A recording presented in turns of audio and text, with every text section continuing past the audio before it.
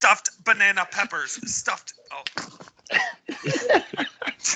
This is All the Rage Sport Podcast. Thank you so much for joining us. This is the first episode of the year, post week 2, prior to week 3 of the preseason. We're going to do some preseason outlook for you. AFC, we're focusing on them to this week. We're going to do some AFC predictions, including AFC Championship and the Super Bowl contender, including division winners. We're going to do a segment on the current NFL suspensions, XFL, what it means to us, and of course, the great AB saga that's going on right now. This is all coming at you in just a moment on All the Rage Sports Podcast. Thank you for joining us. All right, everybody. Thank you so much for joining us right now. Today is a great day. Today we revived animal that is the All the Rage Sports Podcast. It hasn't been broadcast since 2015, and today we took the defibrillator to the chest of this buddy and got it back up and running. So I'm going to introduce my panel here. We have Kevin Robinson, of course, with us. He was with us before. Kevin, say hello to everybody. Hi. I hate you. Jace, say hello to everybody out there. This is Jace Junk. Hey, everybody. And then, of course, we have our new member, Andy Stewart. Say hello to the fans out there. What up? All right. So, first off, guys, we're going to start in. We're going to do some AFC. We're going to go through the entire AFC, do a little bit of overview of what we've seen so far in the preseason. So, Andy, I want to start off with you. Who do you got for us? Okay, first I'd like to talk about the Bills. They're with Josh Allen being a rookie quarterback last year, they kind of exceeded expectations. But I just kind of wanted to talk about the running back room. I'm pretty sure they have the best running back room in the NFL right now. I mean, that's a pretty big scope. But, they have LaShawn. Big statement you made there. I mean, if you think about it, they have LaShawn McCoy, they have Frank Gore. Frank Gore's been in the NFL since I was like 7. Right. They have TJ Yeldon, who you guys all know I wanted the Steelers to have in the worst possible way. He has been a humongous TJ Yeldon fan since the dawn of time. I have. And a rookie, Devin Singletary, who I think is going to light it up as well. Their defense is incredible. It's top 10 in the league with Tremaine Edmonds, Trey White. And they even add a little bit to the receiver core. I mean, Cole Beasley and John Brown were upgrades, not giant upgrades. I mean, Zay Jones is still listed as number 1 guy. But we'll see. I mean, so what are your predictions from this year? I think they're going to do greatly better than last year. Maybe I don't know. Maybe 6-10. We're going to go 6-10, maybe. Still going to be a losing record, but we're going to see improvement. And I see Josh Allen making big strides in his second year. Yes, I do. Do you guys have anything to add to that one? I think they're going to be terrible. You're saying they're making... Thank you, Homer, for that valuable insight. What did they win? 4 games, 3 games last year? Called like a 2-3 grade that's greatly improving. See, that's 33%. And that's a pretty big number. And this has nothing to do with any of us. Just you can't say you like the Bills running back group the most just because you still have a man crush on TJ Yeldon. That has nothing to do with that. All right, it has a little bit to do. They have Frank Gore and TJ. Frank Gore is the senior insight that your Frank Gore argument. All respects paid due to Frank Gore. He is a legend, but he's as old as dirt. Yeah, I pretty just much put put Frank Gore behind your statement of they may have the best backfield. Frank Gore is 36, 37? I've read around there. I get it. He's been in the league ever, and every year he still produces. I get it. but he's going to be maybe a third down back at best. And that's not even like a good spot for him. He's going to come in on second down I'm not or even saying occasional he times when plays. LaShawn's I'm saying tired. Devin Singletary, not to roast you, Jace, but I feel Devin Singletary was better than Jacobs from Alabama. I feel like he was, and Bills got him, and they have a lot of potential in their backfield. We'll see how it pans out. I mean, It I know all I'm going to be depends on right. who they keep and how they utilize it. They need a running game to help Josh Allen. Josh Allen has shows flashes of being great, to be a gunslinger, like one of those dudes that can just make things happen when there's nothing in front of him. Kind of like Roethlisberger in the first 2 years of his career, where it was just running around like crazy man and then just heaving the ball up 40 yards, hoping somebody catches it. Like I see him being that type of dude, but he needs some solidity behind him. He needs a good running game, and I feel like they have too many people in the mix. So it's going to be, who do they wean down at the end of this preseason? How are they going to utilize the guys that they wean out?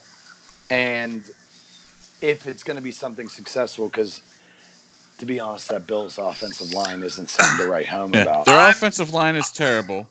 They don't have a good enough tight end. That's what every good young quarterback needs. That's why Mahomes was so successful, because he has the best tight end in the NFL right now.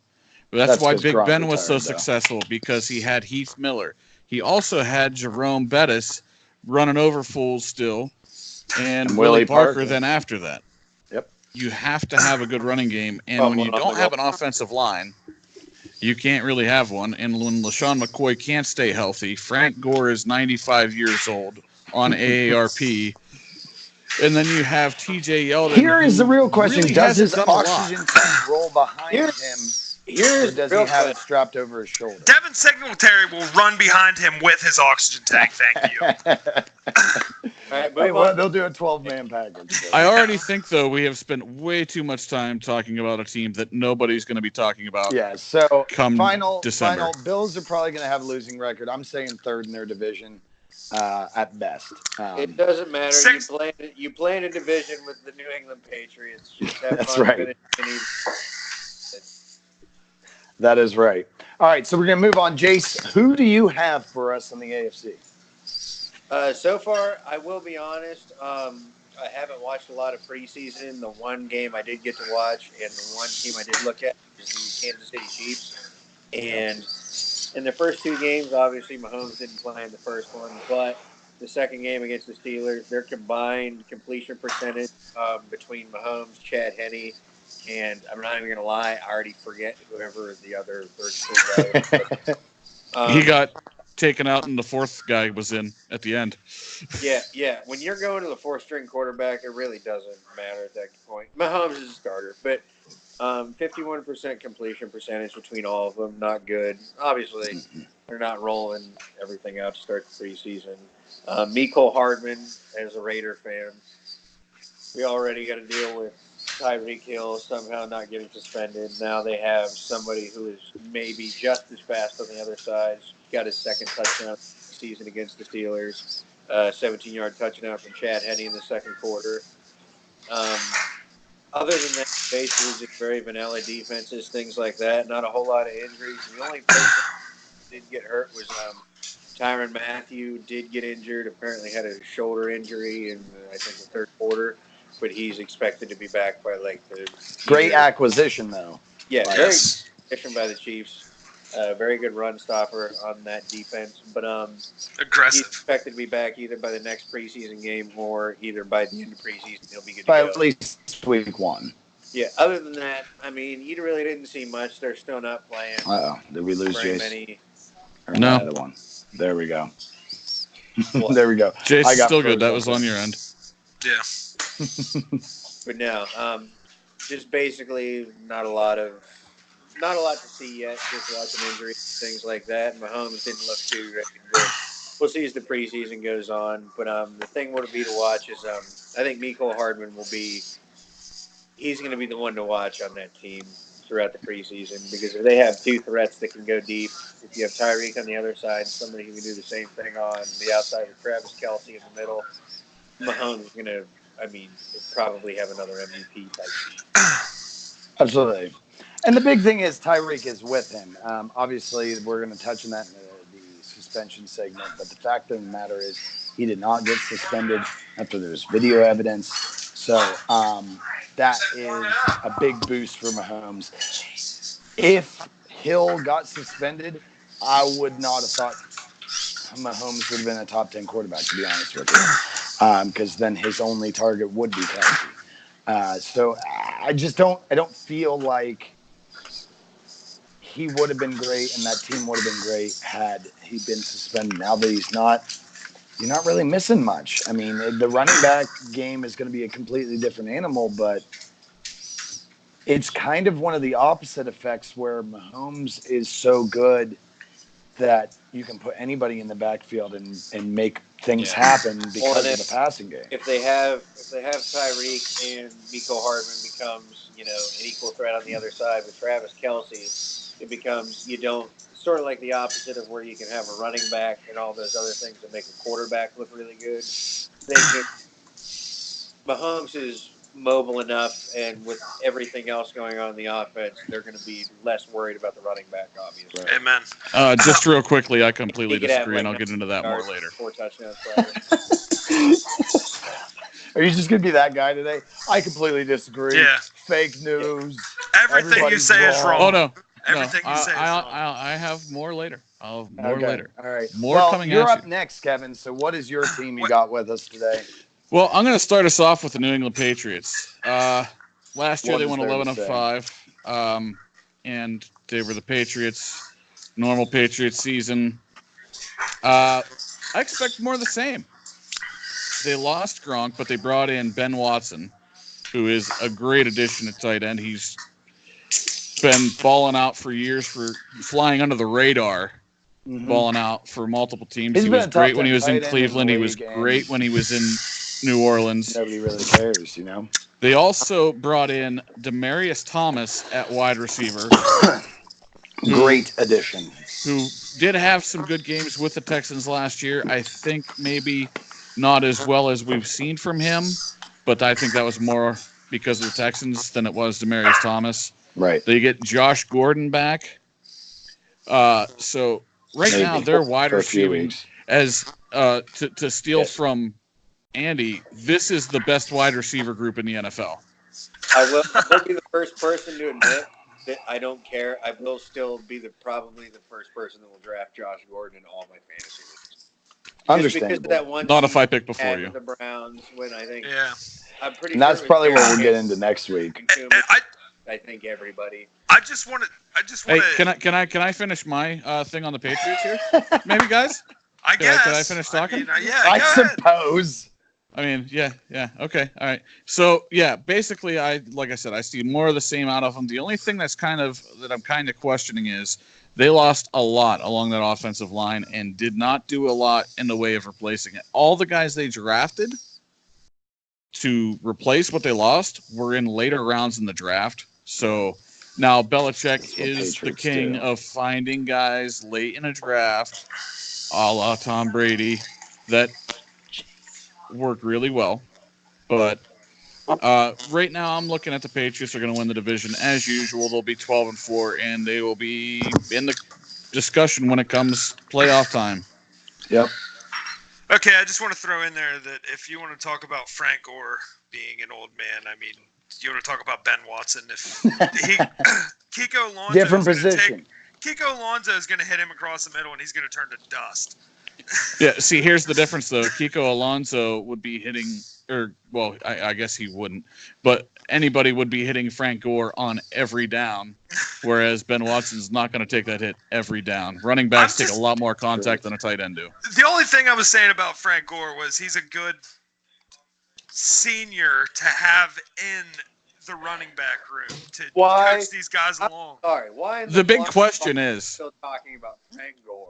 the big question is that Walker that he uses more than 10 years old? Is it approved by the NFL, or is he going to have to look for a Walker that'll pass clearances in the NFL? Yeah, because we don't want clear that by kind of Jace. Past 10 years, it is certifiable. Jace, where is your headset anyway? Like, you're just yelling into the microphone on the phone, and you The sound headset like crap. doesn't work. For some reason, my microphone doesn't work like your guys does. So you used your Xbox headset last night and it worked fine.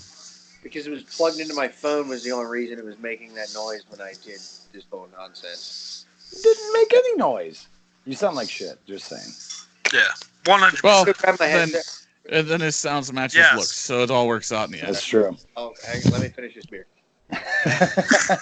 All right. Well, I'm going to touch on the Steelers here. I wanted the Steelers like here Ben because touches women.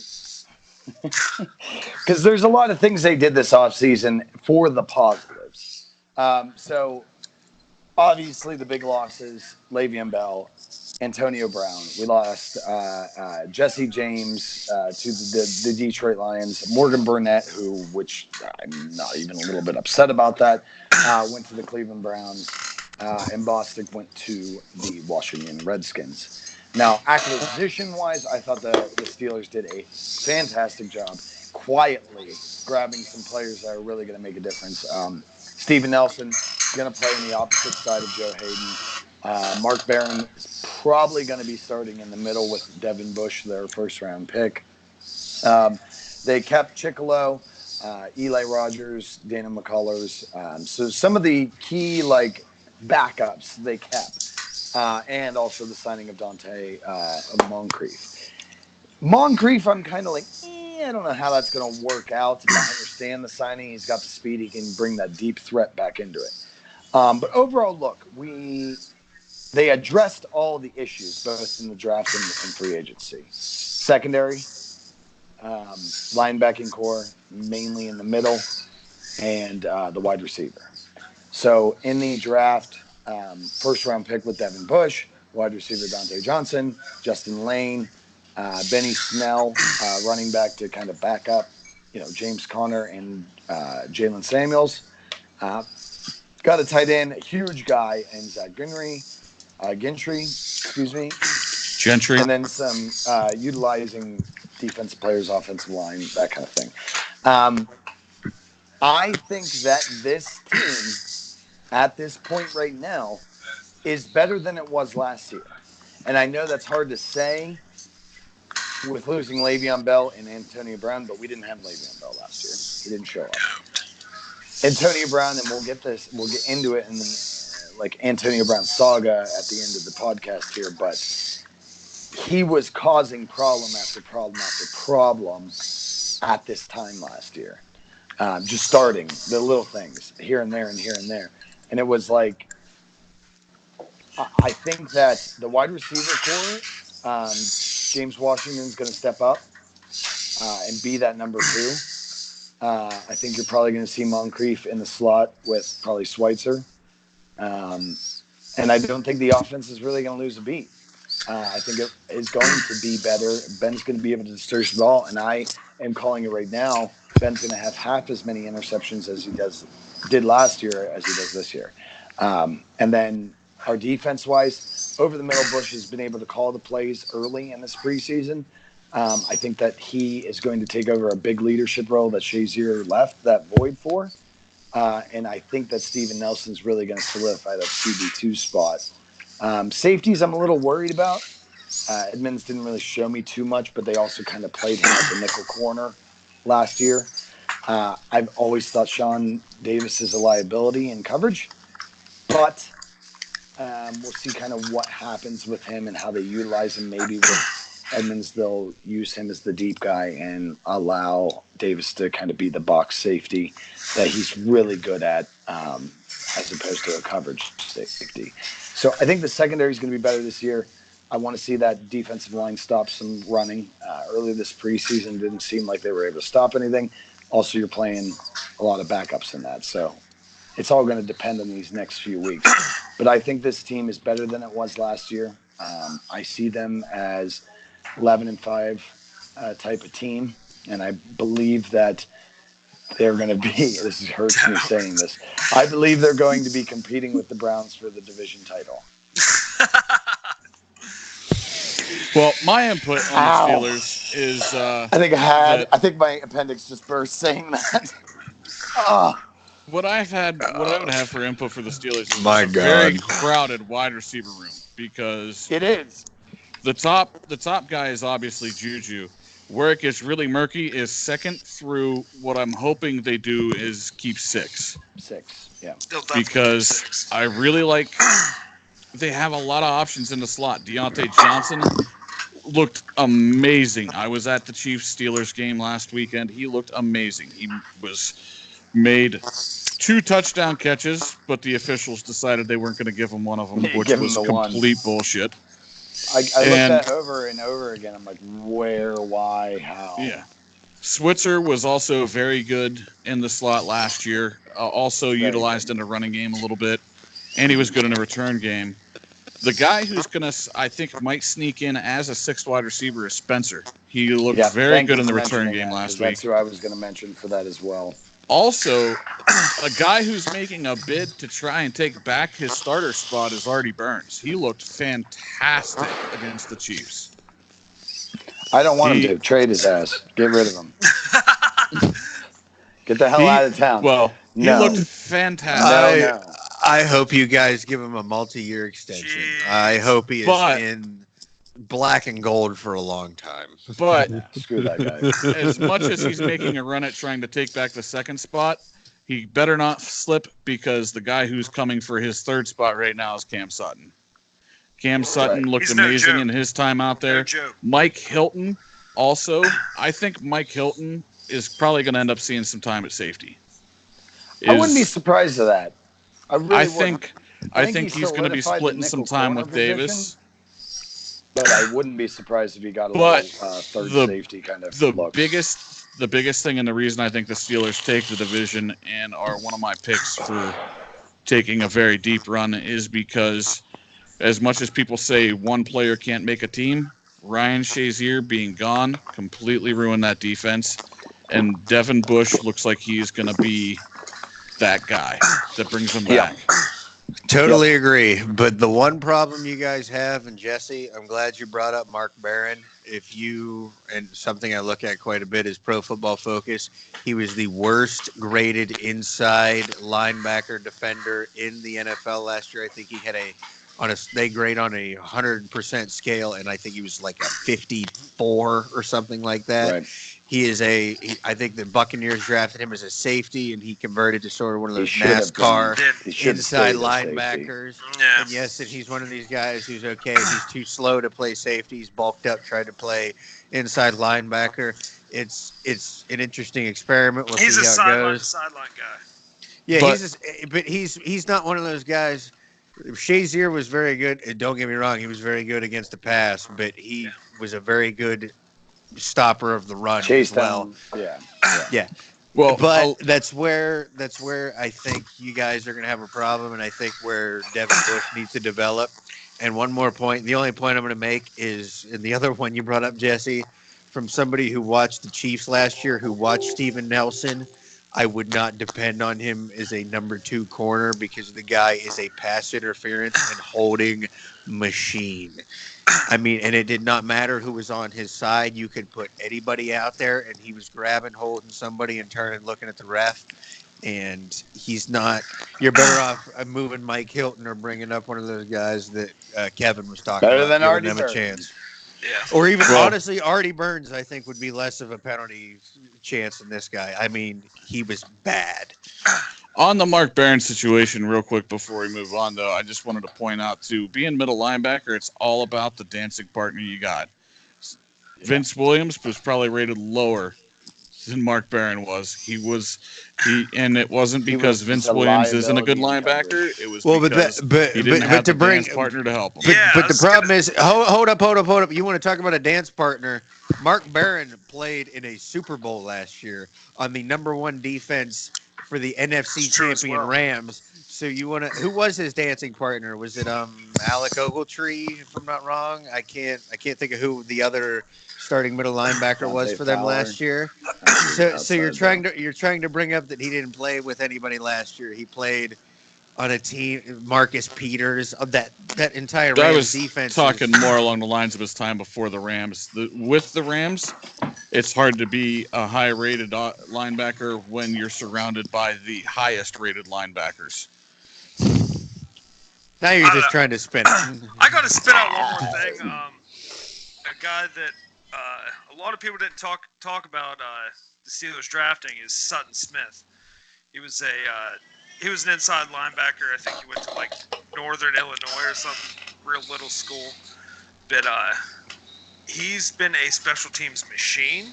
He has played inside linebacker, outside linebacker. He actually played fullback in training camp. He was with Rosie Nix playing fullback. They're trying him all over the place, and I think he's a player to watch. I think they're gonna find a home for him, and he's gonna make it. I'm not saying he's gonna make an impact this year, but down the line, just a player to watch. All right, so we spent a few minutes extra on the Steelers here, but we're going to move on. Andy, what's your next AFC team we're looking at here? I want to talk about the Dolphins, but I don't want to talk about the Dolphins. Nobody wants to talk about the Dolphins. They are clearly like the highest runner for the Tank for Tua convention, as you would say. But Fitzmagic and Josh Rosen, what are you talking about? Fitzpatrick. Poor Josh. I just feel bad for Josh Rosen. What a sad story. That is a sad story. I think Josh Rosen can be an NFL quarterback. I don't think anybody can be an NFL quarterback in Miami. Dan Marino, come on. What hardware does Dan have? I don't know. He's in a movie. Exactly. He's in Little About Nicky. a dolphin and Jim Carrey. Yeah, the only Dolphins quarterback with any hardware is Bob Greasy, and he had to go undefeated to win that thing. Yeah, but I mean, just to touch on the offense a little bit. I mean, the defense there isn't a whole lot to talk about. I mean, they have some players, but to touch on the offense a little bit, I mean, they have Mike Gesicki. I think he's probably going to have a decent year. If there's a quarterback that is able to throw to him. Kenyon Drake is obviously he's a good running back, but I mean it's the Dolphins. He's hurt, isn't he? For now. All right. The main question is: do the Dolphins beat the Steelers or beat the Patriots in Miami? No. I have them going 2-4. And I think one of those is against the Patriots just to blow everybody out of the water. Every year, it seems like the Dolphins sneak one in on the Patriots. Yeah. I think they go. And the one thing. Go ahead, Kevin. I think they go for perfection. I think the Dolphins You thinking 0-16? The 17 rounds. The one thing that everybody is forgetting is those first 4 games like last year with Fitzpatrick with the Buccaneers. He's going to have where he was the leading passer. I remember back in high school when he was with the Bills when he did that when they were like circling the wagons and shit because they were like 6-1 or something, and then no one circles the wagons like the Buffalo Bills. Nobody does, and that I mean he was dealing that year, but I mean he should be everybody's first quarterback off in their fantasy draft just to dump him in like week 3 or 4. Everybody's going to come out. The Dolphins are going to be ahead of the Patriots in the fucking division, and everybody's going to be panicking. Calling like for the dynasty to end. Yep. And then all of a sudden they're going to remember. Oh wait, there's that quarterback who went to Harvard, and yeah. I'm just kind of wondering how many times they're going to bench Fitzpatrick for Rosen and then bench Rosen for Fitzpatrick. That's going to happen a lot this year. I'm calling at least 4 times there's a switch. Yeah, especially with a rookie coach. It's going to be. And it's going to be press conference after press conference of who's your starting quarterback. Oh, we're making evaluations. We're going to watch the video. We're going to find out who's best for the team. Like you thought Adam Gase was bad. 2-8 right now. I literally had a hard time getting information on them just because like none of it was necessary. It's just like everybody already knows this. Positive. Yeah. Jason Sanders, their kicker, he's in the middle of the. It's sad that Kenyon Drake is their Yeah. highlight, and if Kenyon Drake was on any other, on 25 of the other 32 teams, he'd be a backup at best. Yeah. Well, he's like Lamar Miller. He was a big deal in Miami and then went to the Texans, and now, He's there. He does things. I think. He participates in football activities. All right, Jace, who do we have for you on your next AFC team? Okay, the next one, and I will be honest, this is the team I have the least amount of research on, is the Jacksonville Jaguars. Once again, they're a team that the one thing that I did have to talk about is Josh Allen is currently listed second on their depth chart behind Yannick Ngakoue. And they don't have really a lot. They haven't played anybody in the preseason. Nick Foles will be playing in their next preseason game, along with Marquise Lee will be back from injury. T.D. Westbrook will be playing his first game. Leonard Fournette will be playing his first preseason game. So there really isn't a lot to know about them right yet. But as far as we have, really, Alfred Blue, he apparently plays for them now. He's going to be out a couple weeks.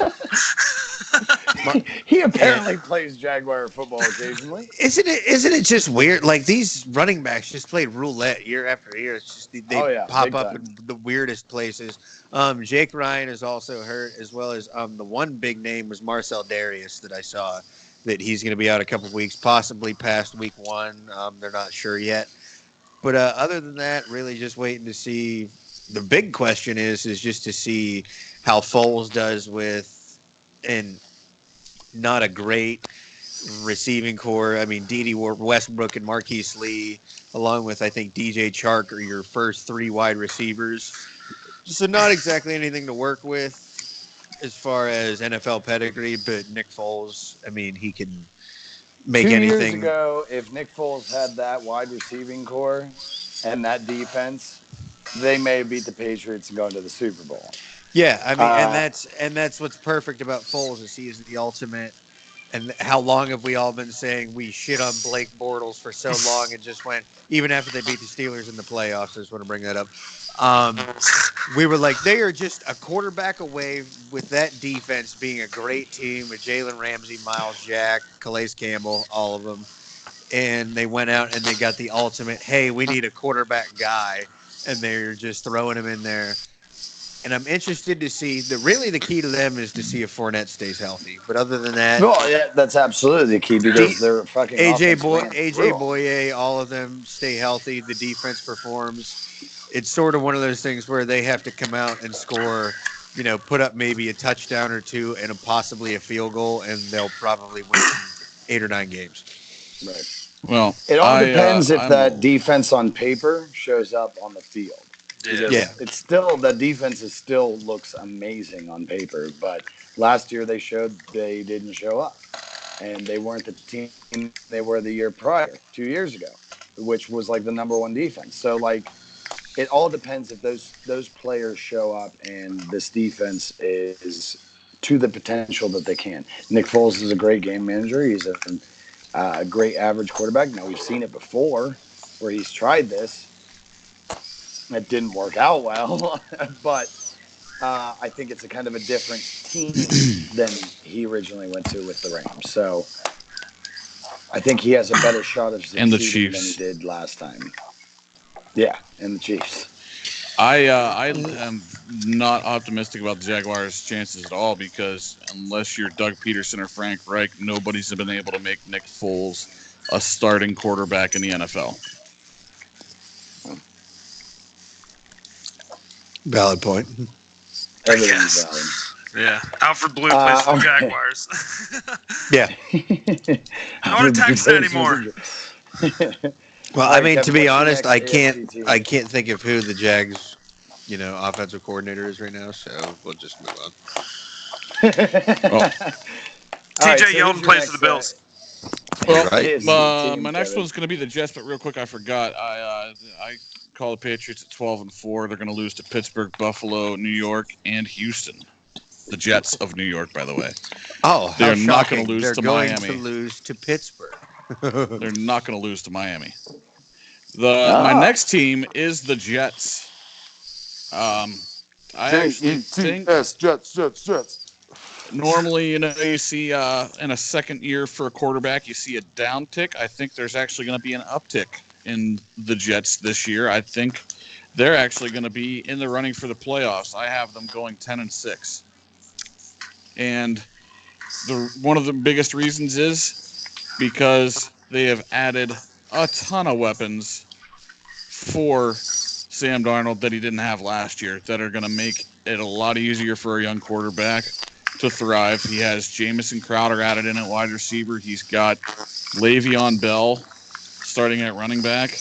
I mean, we all know what Le'Veon Bell can do when he wants Move your to. mic from your face. And You're like wheezing. Before I plugged my headset in, Bria is across the room, and she was like, "Whoever is breathing through their mouth into their headset needs to shut the fuck up." but back to the Jets. They pick up Quinnen Williams. Notes from my producer at defensive tackle, and with their first pick in the draft. He was an absolute beast in college. Looks like he could possibly be able to do the same thing in the NFL. But I think just with the additions they have, they didn't lose a ton this offseason. The one loss they did have is they lost Anthony Barr before they even actually had him. He agreed to sign with them and then decided that he wanted to go back to Minnesota. Right, But that was insane. they add C.J. Mosley. He's going to be a little bit of a liability in the passing game, but again, dancing partner at middle linebacker. If you've got another guy there who can do the coverage, he can take the majority of that off of his shoulders. I think they definitely have an uptick this year. I think the Jets are going to be a team that is interesting to watch. That division, they're never going to be really successful until Tom Brady retires. But I think the additions of C.J. Mosley and Le'Veon Bell are huge. So the other two teams in that division we have covered, and that is the Miami Dolphins and the Buffalo Bills. Why can't they be successful in that division behind them? Obviously, we know the Patriots are going to be good. Why? Unless Tom Brady dies. I mean, if there is a division where two teams can succeed well and make the playoffs, the Jets would be my pick out of that division, but I just see other AFC teams beating them, and I see them maybe going 8-8, maybe 9-7. I said 8. Yeah, me and Andy said I said 9-7. Andy said 8-8. So I'm more optimistic than you guys. Negative Nancy. All right, we got to speed this up some. I'm going to move on to my team here. It is the Ravens, another AFC North team. The big thing with the Ravens this year is changing quarterback, losses on defense. So they lost C.J. Mosley, Terrell Suggs, and they lost John Brown at the wide receiver. Okay, is Arenta a fast guy?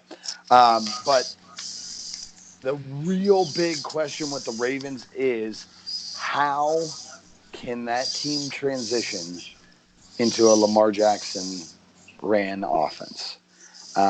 Their drafting was Marquise Brown, a wide receiver, Jalen Ferguson to try to fill that void.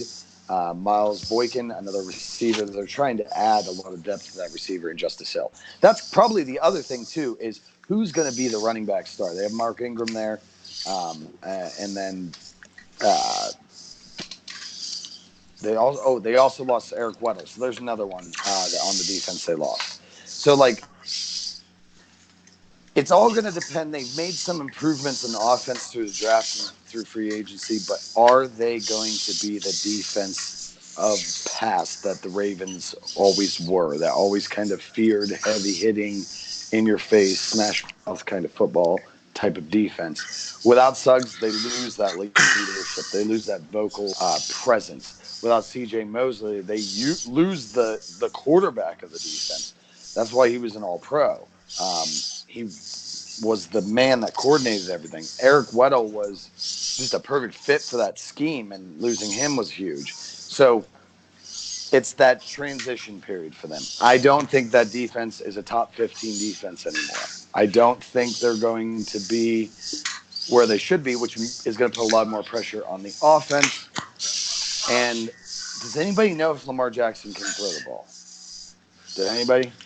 I mean, no. Tebow-esque, but I think he can develop, but I don't think he's quite there yet.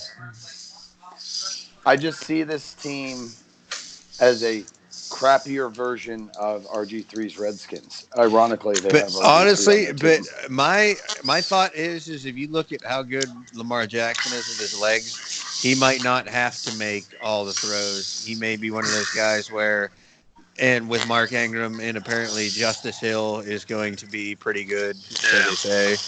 They can open up things with the run and then get guys wide open downfield for Lamar Jackson to make easy throws to.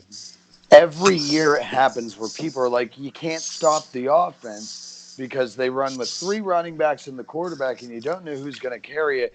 And it's this option type offense where it's always the pitch option or the short pass or, there's always these running plays and you can't stop it. That team doesn't last in the playoffs. That team never lasts in the playoffs. That team never makes it past the wild card round.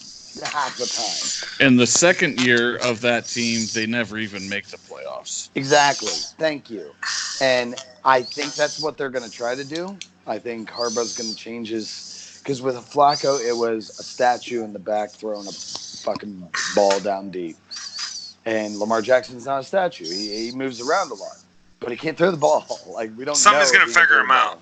Yeah, it's going to be a whole lot easier to figure him out. I think he's got a chance. And stuff. They can throw all the trickery and option plays they want, and they'll win them some games. But it's not going to survive, and that defense is leaky in the middle.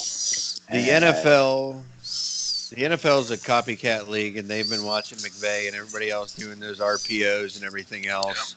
Yeah. And Lamar Jackson and that backfield, if everybody else develops, they can get somebody else in there. It's almost the perfect offense to run some of those plays out of, especially with him and his legs. Yeah. The difference between the Rams, though, is Goff can pass. Lamar Jackson can run. Yeah, it's a give and take kind of. Yeah, it's a kind of catch. A quarterback that runs deal. never wins the Super Bowl. When Russell Wilson won the Super Bowl, he wasn't running; he was passing. That's also how they lost the Super Bowl, though, too. Also true. 100%. Yeah, maybe he should have ran. Maybe he should have ran. Maybe he should have ran. Maybe quarterback. Maybe this whole argument would be null and void if he would have ran. All right, we're gonna move on. Andy, what's your third team? I'm gonna go with the third team from the AFC North. I'm gonna go with the Bengals. I mean, there's definitely a lot of clear questions in Cincinnati. AJ Green, does that guy even play football anymore? I don't know if his legs still work. I don't know, but if that's the case, who's the number one guy in Cincinnati? Is it going to be John Ross? Is it going to be Tyler Boyd? Is there somebody else that we're not hearing of yet in camp? But I mean, they still have the big defensive front. I mean, they have a good defensive front. I was actually looking at their schedule, and the only team that I feel that they have a chance against is the Niners in week 2, just because they shouldn't be plagued by injury at that point. I mean, Andy Dalton's Andy Dalton. Is Tyler Eifert healthy? Yeah, exactly. When was the last time he played? 2.5 years ago? AJ Green isn't healthy. Tyler Eifert AJ Green probably won't be. He is. Tyler Eifert is healthy right now, but I mean, how long is that going to last? It's just, week 3 of the preseason. 10 minutes from now. Yeah, it's just it's literally a carousel of injuries in Cincinnati, and it's a perpetual cycle that doesn't ever seem like it's going to stop. But Marvin's gone. Yeah, there's gone. A positive. But honestly, I think that's why the apocalypse is coming. All this weird shit's happening. Marvin Harrison finally got fired in Cincinnati. I don't know. It'd be Marvin Lewis. Marvin Harrison was a wide receiver there. Yeah, Marvin Lewis. Sorry. I don't know, but I was talking about him today. Joe Mixon has a bullseye on his ACL. That's all I'm saying. Yeah. It's not going to be good. I haven't going 4-12. They're going to be last in Maybe. the division. Maybe. It's Absolutely. pretty much top 5 pick probably for them this coming year, unless something amazing happens, which I just don't see happening. Yeah, it's going to be another Bengals season. Yeah. About all they did was they went out and Zach Taylor is their head coach, and they went, "Hey, do you know Sean McVay?" And he went, "Yes." And they went, we will give you a head coaching position, and here you go. I honestly think the highlight of the Bengals season will be Joe Mixon. If you look up his preseason highlight when he bounced Josh Norman off the ground like a basketball with that stiff arm, that will be. I mean, other than him maybe making 1,000 yards if he doesn't get hurt, that'll be. Well, that highlight will probably be the highlight of their season. Yeah, that's what I was saying. Yeah, that's about all they'll have. I think the biggest thing to look forward to for the Cincinnati Bengals season will be when they face the Miami Dolphins, because that will probably decide the number one overall pick. Some of the best games are the two worst teams playing each other. I just wanted to know maybe the greatest NFL games. The Bengals were my other win for the Dolphins in their 2-14 seasons, by the way. Yeah. that game will be decided by who wants to go after Tua, or I don't know if Trevor Lawrence can come out this year, or Herbert, or whoever is from Oregon and all them. Jake Fromm, yeah. All right, let's wrap it up there. So we're predicting basically a 2-12, maybe 3-13 kind of season for the Bengals. 0-16. Paper bag on the head type of season. Yeah. 1-15. Who is your third AFC team we're looking at? Well, this one's going to take some time because my third AFC team is the Los Angeles Chargers, and once again, their injury report sometimes looks like Philip Rivers' tax deductions when he goes to take out his kids, but. They really only have a couple. Hunter Henry is finally healthy for a season. The two big ones, and I feel like somebody has a voodoo doll for the Chargers almost, because Derwin James is going to be out for 3 or 4 months due to he bent a screw in his foot from an existing foot injury that he had surgery on in Florida State, and he was making a cut or something and bent a screw that was already inserted. So you can't even make this shit up. Keenan Allen, I think he's nursing a bad ankle, and he's already running routes and catching passes again. They expect him to be back before the end of the preseason. So they don't have it nearly as bad, but the big question that's looming over the Chargers, I mean, pretty solid defense. They're really not losing a whole lot of key players. I'll be honest. Till Joey Bosa gets hurt. Exactly. I mean, Nick Bosa's already hurt. He's following the Bosa family tree. Jesse, quit douche fluting into your fucking microphone, or I'm going to come through this phone and beat your ass. I swear to God, if I got to hear that thing one more time. Yeah, we get it. He's going to leave. This vape demonstration was bought for you by National Catfish Awareness Month. Yeah, Catfish Awareness Month with that fucking hairline. The one thing that I have noticed, if you haven't been paying attention, everybody's been talking about Zeke, about Dak, Jalen Smith just got an extension. Nobody has been talking about Melvin Gordon. How long is he going to be sitting out, and what kind of situation does that present at backup running back until? Because they're presuming his holdout is going to hold out until. Is it just Eckler? Is the regular guy they got right now? It's Eckler and Justin Jackson are the only two that I know of. I didn't look up. I'm a dumbass, and I didn't look up their. They had Sproles. I don't know if he's still there or not. It doesn't make sense to me. Like the Chargers are a fantastic team Sproles with Gordon. I thought he was still a Philadelphia Eagle. I thought he went back to them. No, hell no. Whatever. Yeah. But here's the deal. With them, they can be a 10-win team at least with Gordon. Without him, I barely see them breaking 500. Philip Rivers is good. He had a great season last year, but he's no miracle man. Keenan Allen Golden holds out. Keenan Allen needs to have a good season. Mike Williams needs to have a step-up season. Tyrell Williams left in the offseason. He went to the silver and black. But they have a lot of holes that they need to fill. Obviously, Hunter Henry needs to have a step-up season after it feels like he's been hurt since, like, what? He got drafted. Is Gates coming back? I mean, wait for Hunter Henry to get hurt, maybe. Antonio Gates' corpse like I said, comes back. Honestly, it feels like somebody has a voodoo doll for the Los Angeles Chargers, and they just constantly and somehow Phillip Rivers just with revive Antonio Gates for another 5 touchdowns. Well, I think the only reason Phillip Rivers has never been hurt is his 8 kids and his wife like huddle around him in a circle and like pray around him and have a seance every night. They do little Catholic rituals or something. Yeah, like throw holy water on him and shit as they circle around him, so like to keep the evil away from him. Saw somebody create the entire Rivers family on Madden as their offense. I did see that. Amazing. I think they might have a better record that way. Yeah, I think they would. I honestly think they would. What's he have, like 17 kids? Have chemistry. Yeah. That's his concussion like 13 protocol. now. Is they don't go, what street do you live on? They're like, name us all your kids, and he's gonna name 17 like first names and middle names. John, but now Jeremiah, I see Jacob. Phillip Rivers Jr. Yeah, the second twice removed. But no, I see them going. My prediction for them, all jokes aside, I would, as a Raider fan, I would like to see Phillip Rivers win one before he goes. I don't see them performing very well.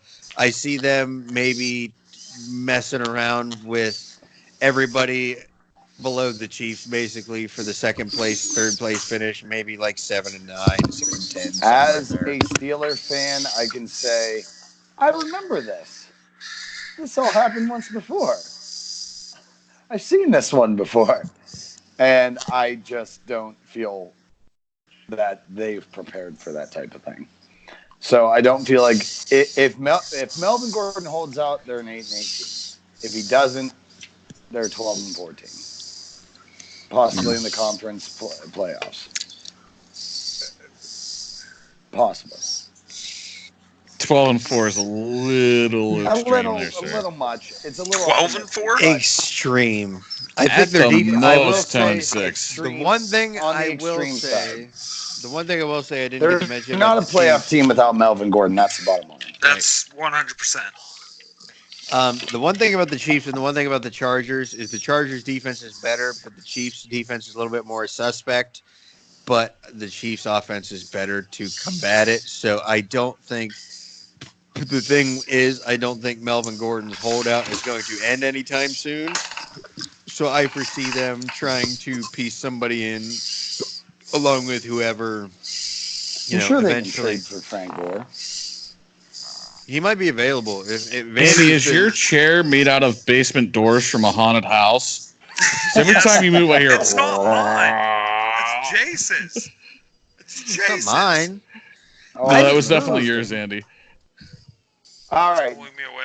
Okay. Team number 3 for Kevin. Go for it. All right, I have the Indianapolis Colts. Basically, same as the Chargers. They all depend on one guy, and that's Andrew Luck.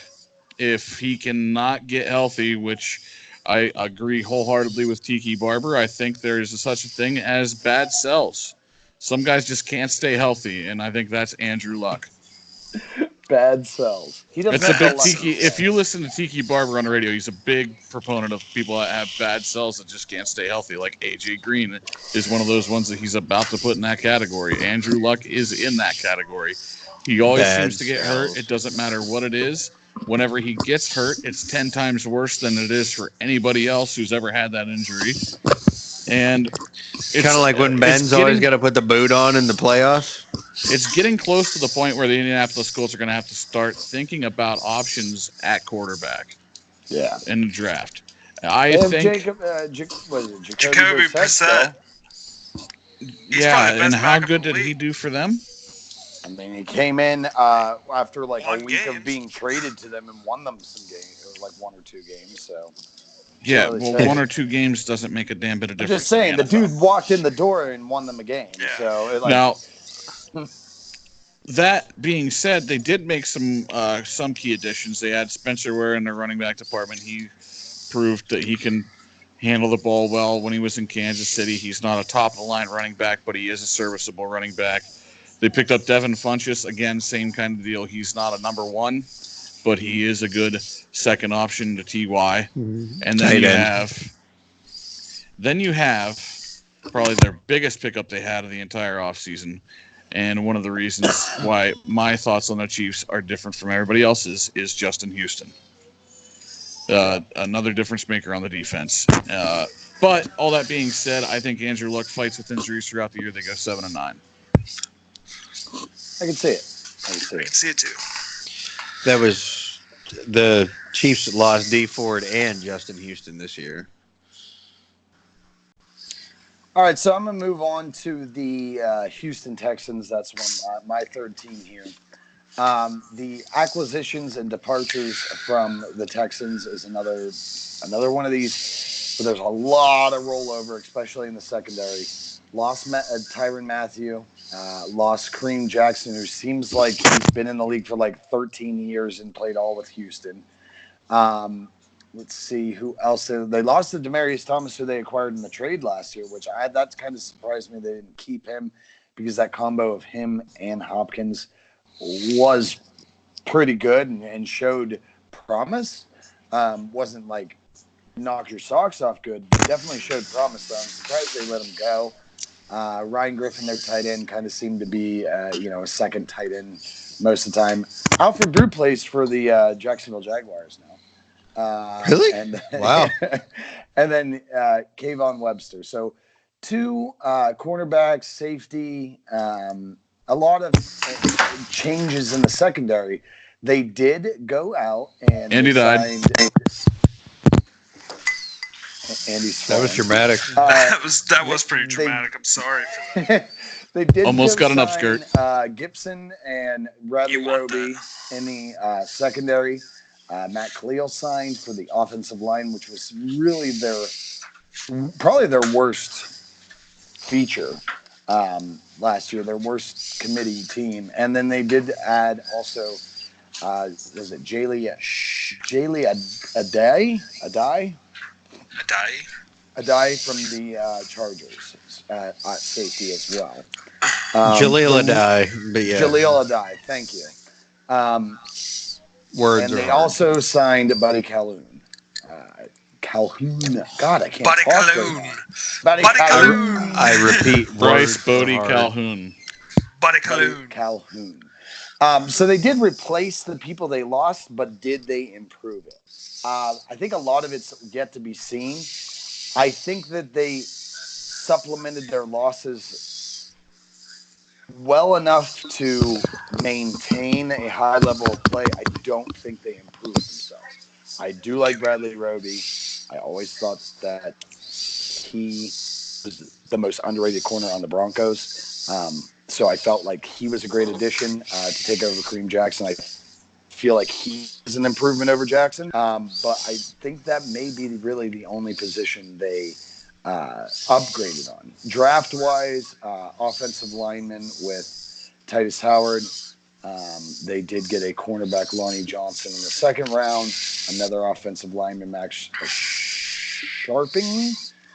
Let's see, who else did we get? Max Sharping. Petition from now on, every team that Jesse covers has to be the team with the most interesting names on it. So he has to pronounce them. So I fuck it up. Buddy Halloon.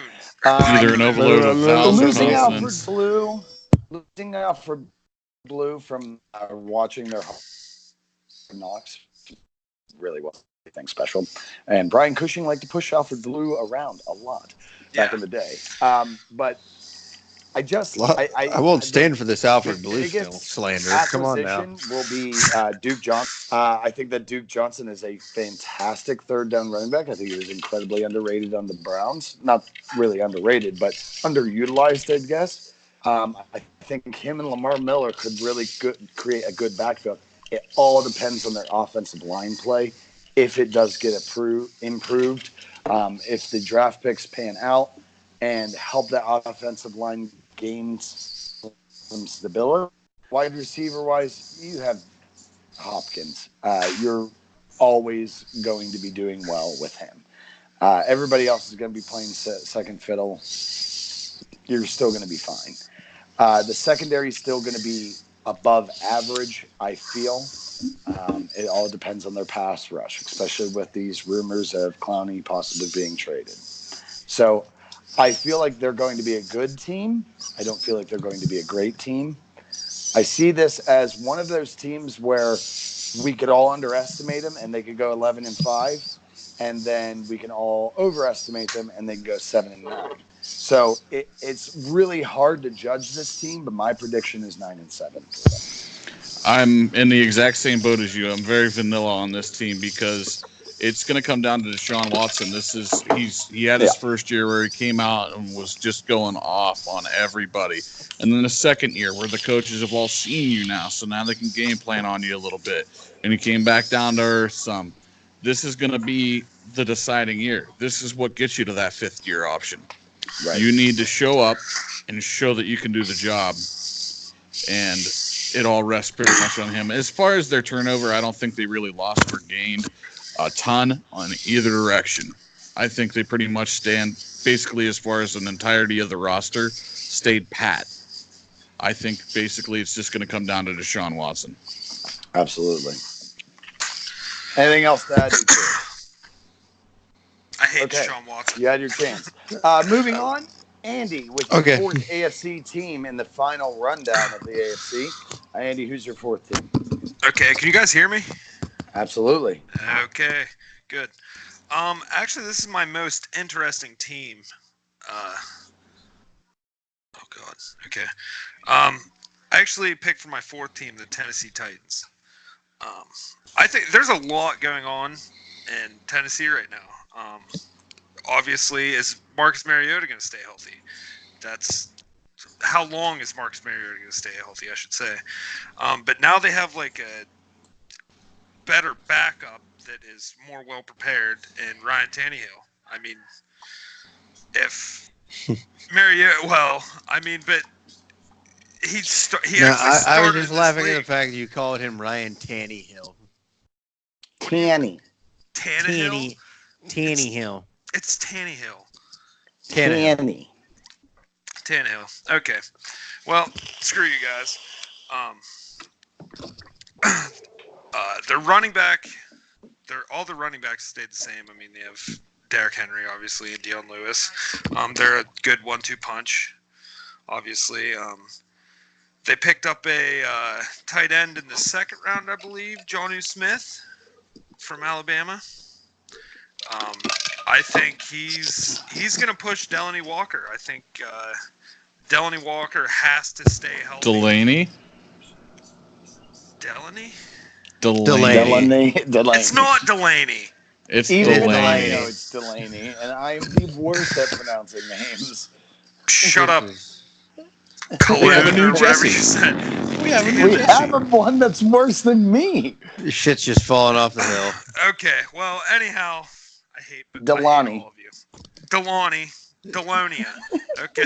Bologna Walker. Dandelion Walker over here. Delonia Walker. But he definitely has somebody pushing his ass right now. If he gets hurt again, his career in Tennessee. Fuck. Yeah, there you go. Oh, Jace died. Hey, way to fuck it up.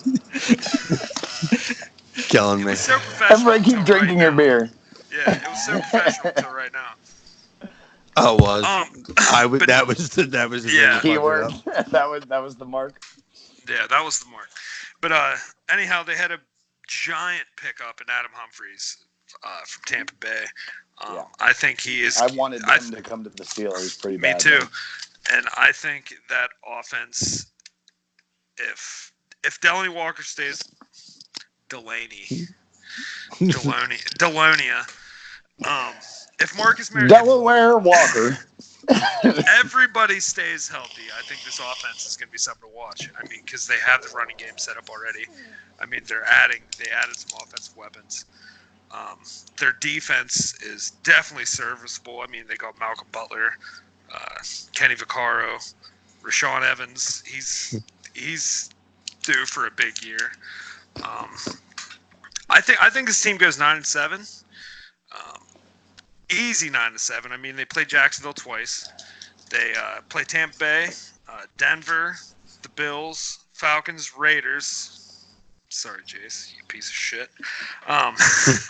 They play the Texans twice, which I think that's a very beatable Texans team. And the Colts. Yeah. They play the Colts late in the season. Andrew Luck could be dead by then. Nobody knows. Right. And they have. Here's the thing with the Titans. Go on. They have Ryan Suckup. He's the most consistent kicker in the league. I mean, he goes to the kicker. I do. Okay. As in the last 3 swing. seasons, every season has been a prove-it season for Mariota, and Mariota has not proved it in anybody's eyes. Oh, and that's the excuse every year. Mariota needs to go. This team will not be successful until Mariota is out of there. I'm sorry for all you Mariota fans. Mariota is just a small smidgen below Andy Dalton, which is the iconic mid-range quarterback for the league. Rest in peace to my boy Steve McNair. Yeah. He is a smidgen below him, and he'll have games that are amazing and games that are absolute trash. Trent that Dilfer like won a Super Bowl. Jace could do better. Trent Dilfer won a Super Bowl. Trent Dilfer also. He had a top defense. Yeah. The Titans defense is going to be gnarly this year. Don't you dare call the Titans defense right now in collaboration with the 2000 Ravens? No. Sorry, but not sorry. No, I'm not saying there was 2000 Ravens, but I mean, it's a serviceable defense. I mean, Marcus Mariota will never lead a team to anything. He might lead them to a buffet. A wild card. If he led them to anything, it would be the new Music City Miracle, because they are god awful right now. He's not performed up to expectations, and he's backed up by another guy who did not perform up to expectations. My prediction is Mariota is gone after this year. He's going to be average at best. He's going to be Tannehill be the starter by a team that desperately needs a quarterback, thinking they can revive him, which could be the Colts. After this year, it could be. Yeah, the Colts have their revival project. They have Chad Kelly. Okay. Chad Kelly has actually. I actually have a spiel about him later, but no, I think Mariota. I'm really hoping Mariota plays a full season. I need it. I don't know if you guys remember. People have hoped Mariota. I don't know if you guys remember Mariota this. Never does. 2 years ago, I drafted Mariota so Bad early cells. in our fantasy draft because I was just sold on him. I was sold on him, and I guess I'm butthurt from that. But well, like Jesse said, the Music City season. Miracle will be Marcus Mariota playing an entire full season and maybe leading them to a wild card game. They will applaud him like they won the game when he's running out of the tunnel because he made it there healthy. Yep. All right, rolling on. Jace, your fourth and final team. We need to speed this up, guys. Jace, go with your fourth team there. You're asking me to speed up, and you're asking me to talk about that's not going to happen. Raiders. Oh, God. Yeah, is this thing going to be set up? This is, well, I'll try to keep it short and sweet because I'll be honest. You can go on Hard Knocks and see what's pretty much been going on, and everybody and their brother has heard about what AB's wearing on his head and this and that. But bottom line, or speech, or lack thereof. How the fuck the goddamn French ruining everything like World War II? But basically hate mail on our email now. Whatever. French viewers. We have French viewers. Well, yeah. I don't know. This is our first podcast of the year. We don't know how many viewers. Parlez-vous français? I'm actually somebody drunk in France might watch this. Oui. I'm drunk in America. Look at these stupid Americans. But no, basically, I won't put a whole. Shut the fuck up. I won't We put don't a want to bunch hear of about the stock Raiders. into. Shut up. I know nobody wants to hear about the Raiders. Well, you two don't want to, but you three. But basically, it was against the Cardinals. The Cardinals looked like hot garbage. Carr came out, had one series, looked very, very good. Josh Jacobs looked excellent. He was very elusive. I I mean, think he was a fantastic pickup on their end. I think that was they got the Alabama running back that doesn't have all the wear and tear on him like Damian Harris. So I'm hoping for the best. AB, once that's sorted out, he'll be healthy. He'll be ready to go.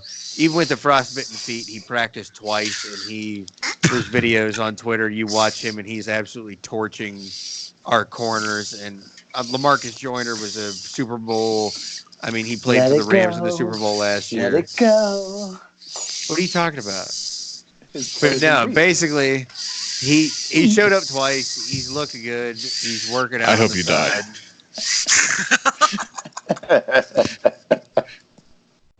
And since I can now maybe finally make my fucking point, the defense looks a lot better. The pass rush looks to be much improved with Arden Key, a couple of rookies, Max Crosby, a couple of guys on the defensive line, Cleveland Farrell, obviously the 4th overall pick. Linebackers, hopefully we can defend against a tight end and cover somebody this year. Corners look to be good. I'm looking at maybe like 8-8, 9-7, sneaking into a wild card spot behind the Chiefs. Okay, well, let me jump in real quick. Yeah, I was gonna say. Let me jump in real quick. I think 7-9 is more realistic because the defense isn't going to play very well together in its first year. But you go first, Kevin. That is best case scenario. Let me jump in real quick. I don't. Okay. Jace Junk. Get ready for this one. I misspoke earlier. I said the Patriots had the 2nd best wide receiver group in the league. I meant the 3rd because there's a tie right now, and it's between the Oakland Raiders and the Cleveland Browns for the best wide receiver group in the NFL. When you put Antonio Brown on a field with anybody, they are instantly going to be better. And one of the biggest additions the Raiders had this offseason, Hunter Renfrew. This kid is going to be an absolute beast. Well, not Hunter Renfrew. Tyrell Williams he's going to be the number monster. 2 on the other side. He's going to be Renfrew's across the middle. He's going to be a monster. Renfrew is going to be a beast. Tyrell will do all right. You heard it on this podcast right here. The guy to watch, the guy who's going to have a career fucking year, is going to be J.J. Nelson. He's going to be the 3rd or 4th guy who's going to play around with Renfrew and Brown and those guys. He's going to play in the slot. And him and Carr have had a connection the entire way through camp. And he's been catching some insane, like 60, 70-yard balls in practice. And he's had a couple good catches in training camp. It's going to be a very improved offense. It'll be a question once again if the defense can keep up. Like I said, my comment on the wide receiver once again, group, we're chasing the Chiefs in the division. Well, here's the thing, though. Along with my comment about the receiver group, my pick as the AFC West division winner is the Oakland Raiders at 11-5.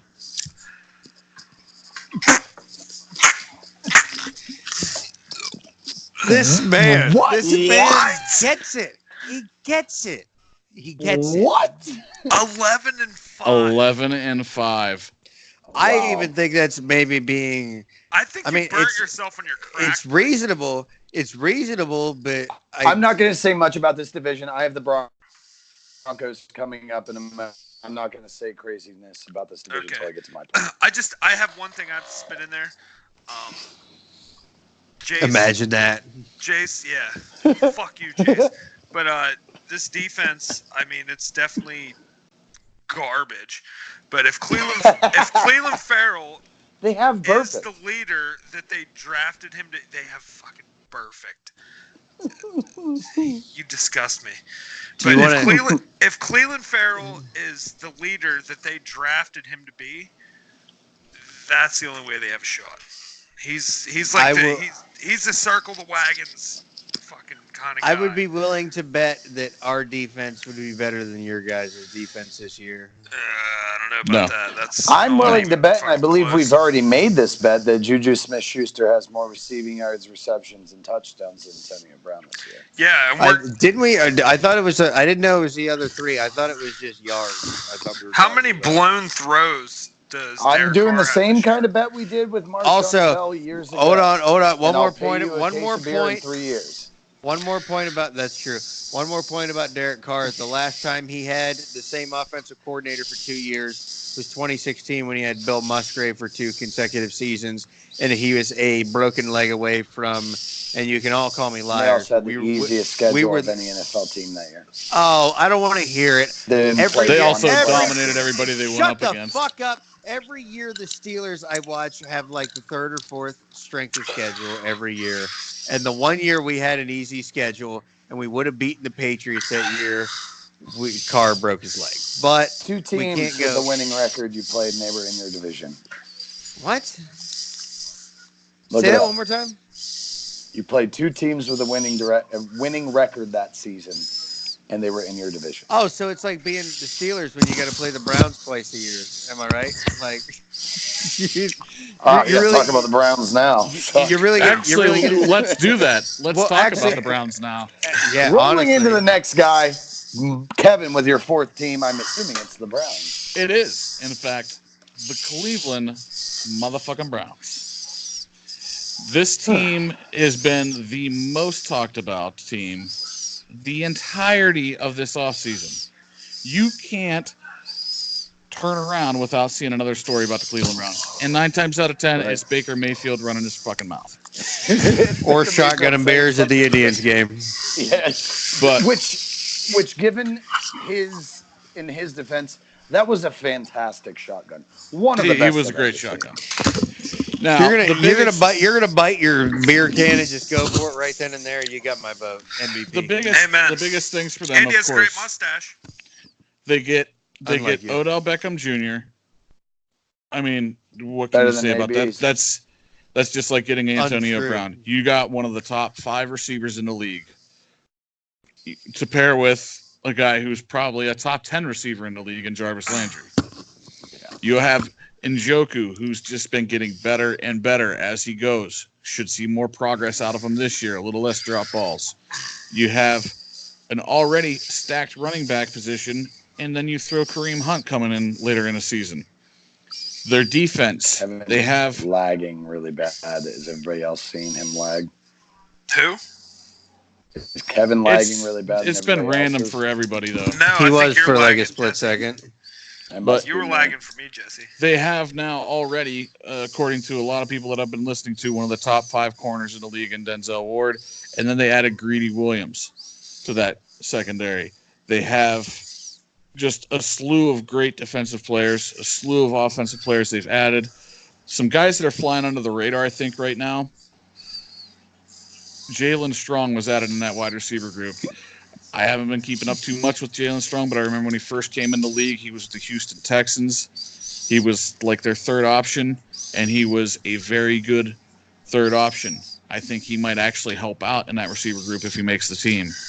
The other guy who's been making a lot of news, and that I want to spend pretty much the rest of the time talking about, is Damon Sheehy Giuseppe. My man lies his way into a tryout. Into a Oh tryout. yeah, I know that guy. Yeah, I know him. Yeah. Lies his way into a tryout, runs a 4.3840, makes the team, and in his first game returns a punt for a touchdown. That has got to be far and above the biggest story of the preseason so far. And I think if he can, you're not going to make it just by returning 1 punt in the preseason, obviously. He's going to have to show that he can actually do a little bit at the wide receiver position, maybe even in special teams. But if this guy makes the team after having to lie his way into a tryout to even get a chance, that's going to be the best story of the NFL all year. Now, all that being said, the Browns, yes, they will be in a fight for the AFC North. I think they're actually going to fall a few games short. I think they're going to finish the season at 10-6. 3 topics. Be second in the division to the Steelers and be in the playoffs.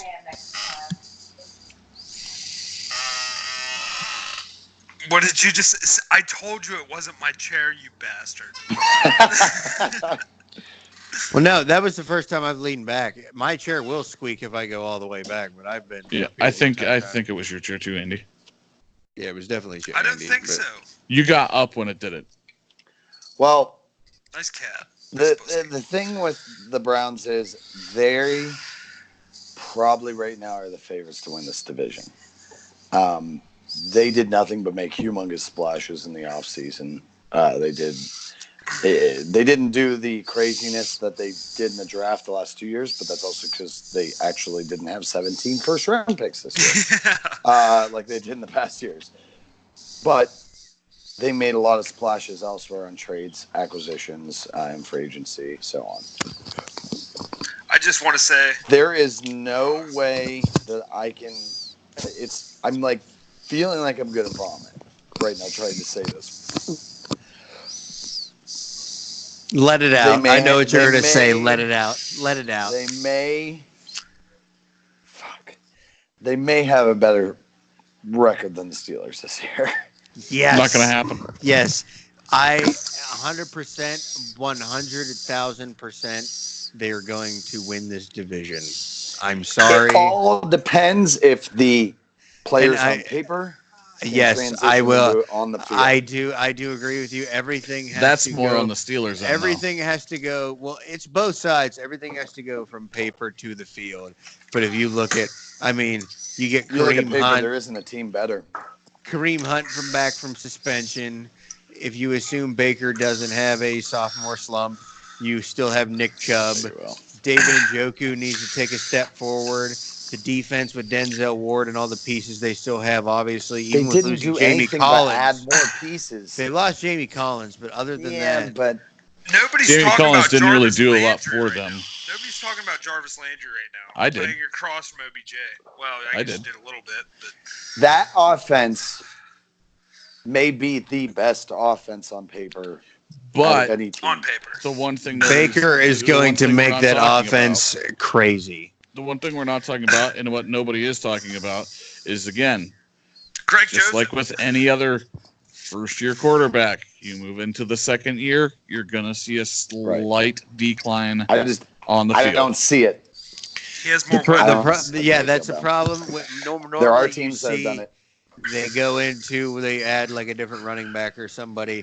This year they've given him. Offensive coordinator. Obviously, Antonio Callaway is suspended, but other than that. Who did they have last year? You give him OBJ, Jarvis Landry. Yeah, you give him those two. He was those two alone. Yeah, that enough is enough to tell me that even if he were to take a slight regression right now. Yeah, even if he were to take a slight regression, he's still with the weapons that are around him. He's still going to put up the same numbers or better. I just have to say that they went through 21 quarterbacks in 18 years or something. The ceiling something for outrageous.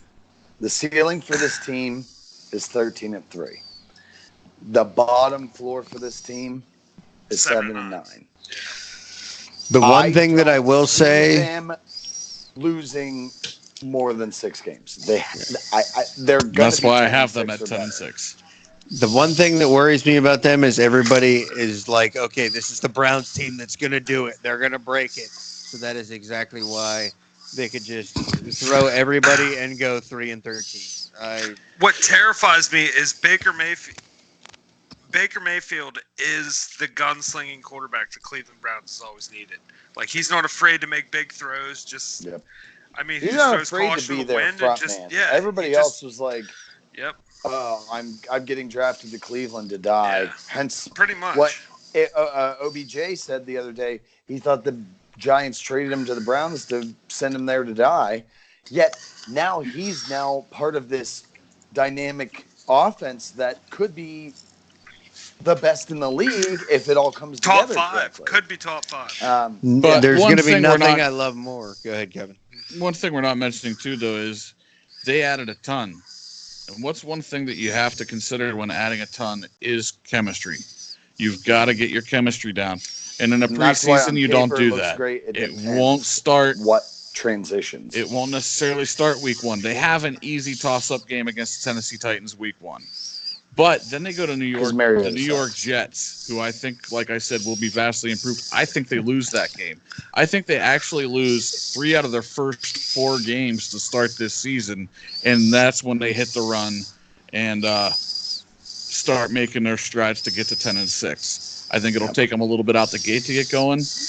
But once they get past the midway point of the season, I have them losing 1 game, and that's in Pittsburgh. Yeah. When do you? I was going to say, when's the first game do you guys play them in Cleveland? Because that was usually like in your guys' first 2 or 3 weeks every year to start your schedule off. Yeah. No, they're pretty far into the season actually. Your guys' piss poor schedule every year. Play the I think it's always the Browns early. It's their 9th game. The 9th game of the season is the first Cleveland game. If I'm wrong, is it always usually earlier in the season? It's always early. Usually it's they play the first 3 weeks and the last 3 weeks. They play Pittsburgh in Cleveland, then they go and play against Miami, and then they come to Pittsburgh and play the Steelers. So they have a 1 week layoff in between the Steelers. So they'll be 3-0 in that stretch. No. Yeah. They'll be 2-1 in that stretch. Raiders go 5-11. Scared me this year.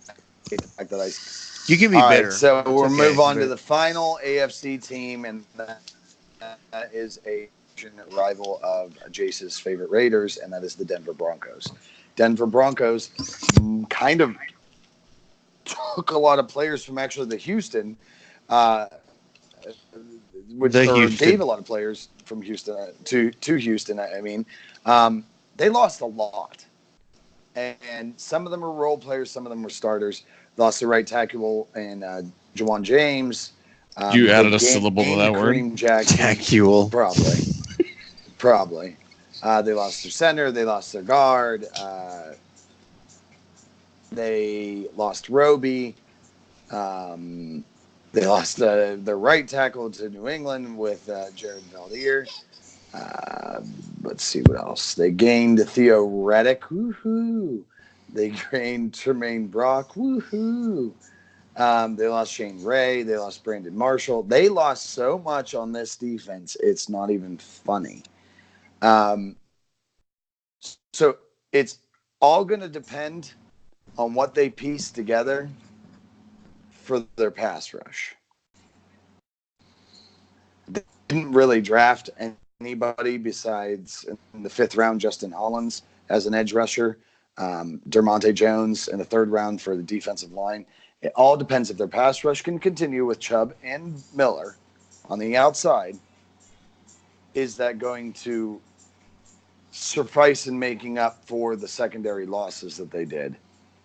I don't think this defense is going to be the defense that it used to be. I don't think there's no fly zone anymore.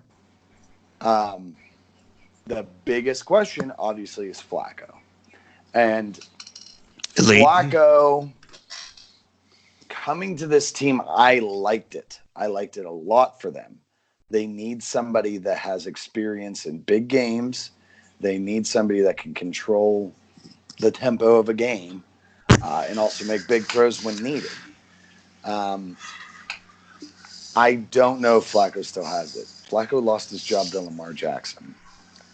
That makes me worried that Flacco doesn't have what it takes anymore to lead a top 15 offense. Emmanuel Sanders is really the only dude out there, and he's hurt right now. I just don't see this offense being dynamic. I don't think there's things around Flacco for him to succeed. So Flacco can play great, but I don't think it's going to look good because there's no one really around him that can help him. I think this team has lost more than they gained. I don't see this team performing well this year. I think this is a 5-11 to 7-9 type of team. 7-9 is very, very, very, very, very optimistic. Right. I'm gonna go against you guys. I think they are actually going to compete with either the Raiders or the Chiefs or however the AFC West shakes out. I think with Vic Fangio coming in as a defensive-minded coach with that pass rush, and with him being as good of a defensive mind as he is, being able to take, they still have Chris Harris. They still have several key pieces in the back end that they can. The guy's a defensive genius. He can make a lot of things work, and he can make it work very well. And I think the one thing is you got to remember with Flacco is, yeah, he got replaced by Lamar Jackson. He's made a career in Baltimore of playing for very good defenses and just sort of making them serviceable along the way. So it'll be the Philip Lindsay and Emmanuel Sanders show. Yep. Do you guys think, just spitting this out there, if this is like a 4-12 team or something, do you think Von Miller wants to stay in Denver? Think he wants out? He's gonna hit the road. He wants the ring. I know. The best outside linebacker in the league. It's nut up or shut up time, and he'll get the hell out of there and find a team that needs a pass rusher. That's my Khalil Mack. That's my biggest question of this year. Is Von Miller going to be? Don't do it. It still hurts. But no, it's not so much. You hit me in the feels with the Khalil Mack, and then I totally lost where I was going. No, it's not so much Von Miller. I think it's going to be. No, it's not Von Miller. I think it is going to be the one that's on the hot seat. John Elway. You look at since Peyton Manning left, Paxton Lynch, Trevor Siemian, Case Keenum. I mean, you could look at their 7-8 quarterbacks that they brought in, and none of them have panned out. Chad Kelly. Yeah, Chad Kelly. Well, that was Chad Mr. Kelly Irrelevant. didn't pan out. Yeah, because he did it to himself. Because just don't be in Mia Khalifa's DMs. Just don't do that, and you'll be fine. But no, he's had several quarterbacks, and for being a Hall of Fame quarterback, he's not a Hall of Fame evaluator at the position. So I think this is a do or die year for him. Absolutely. All right, guys. So we're going to make our regular season predictions for the AFC. I want division winners. I want your AFC Conference Championship game, and I want your Super Bowl contributor to the AFC. I want your Super Bowl AFC pick. So, Kevin, we're going to start with you. We're going to go in reverse here a little bit. So go ahead, Kevin. Division winners, conference championship, representative in the Super Bowl. Well, in the AFC South, I would have to go with the Houston Texans winning the division. I would say in the AFC East, of course, it's going to be the Patriots. In the West, as I said, I believe it will be the Oakland Raiders taking the division. And in the AFC North, the Pittsburgh Steelers at 13-3. My AFC Conference Championship game, I have as Oakland versus Pittsburgh. Wow. Are we watching that game at my house? Wow. I can't be in the same state as you for that game. You don't think that the Patriots are going to make it to the championship game like they have for the last eternity? No. Wow. Huh. Okay. Bold. And I'm undecided on who goes to the Super Bowl out of those two. At that point, if the Raiders make it to go up against the Steelers, I will feel like I have won. So I don't care who wins after that. He's just very realistic, Andy, and you are just home.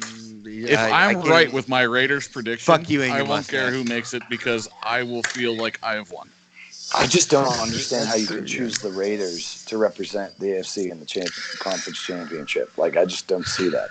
I can almost see the Steelers, but I definitely can't see the Raiders. Surprise. Right. Yeah.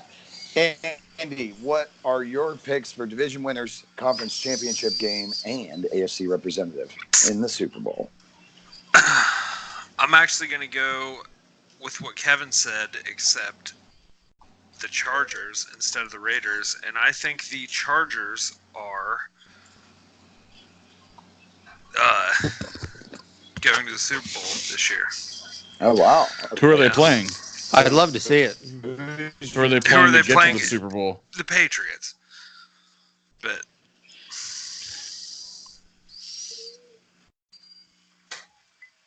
You guys see me?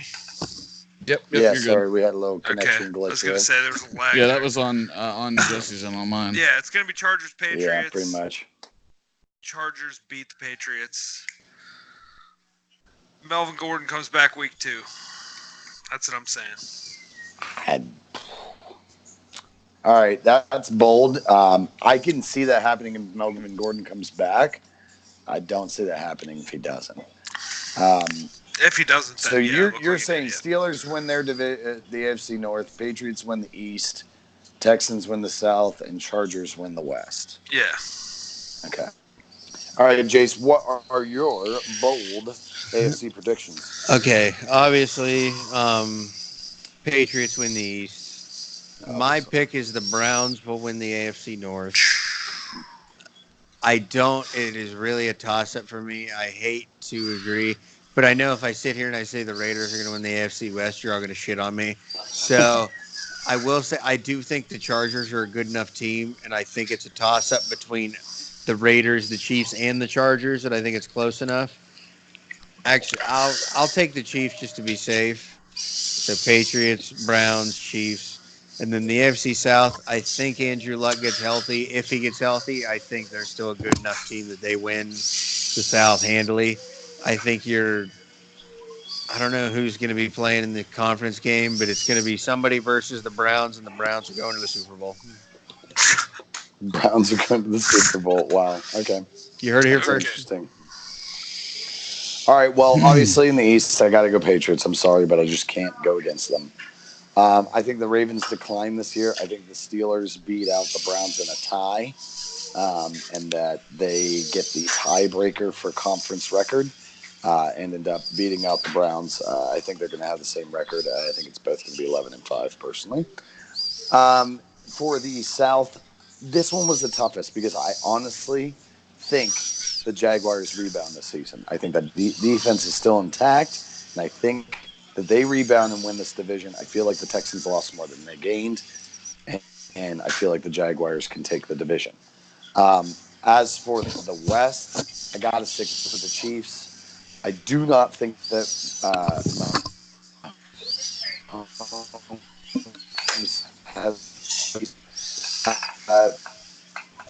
I think that he still does well for another division-winning team.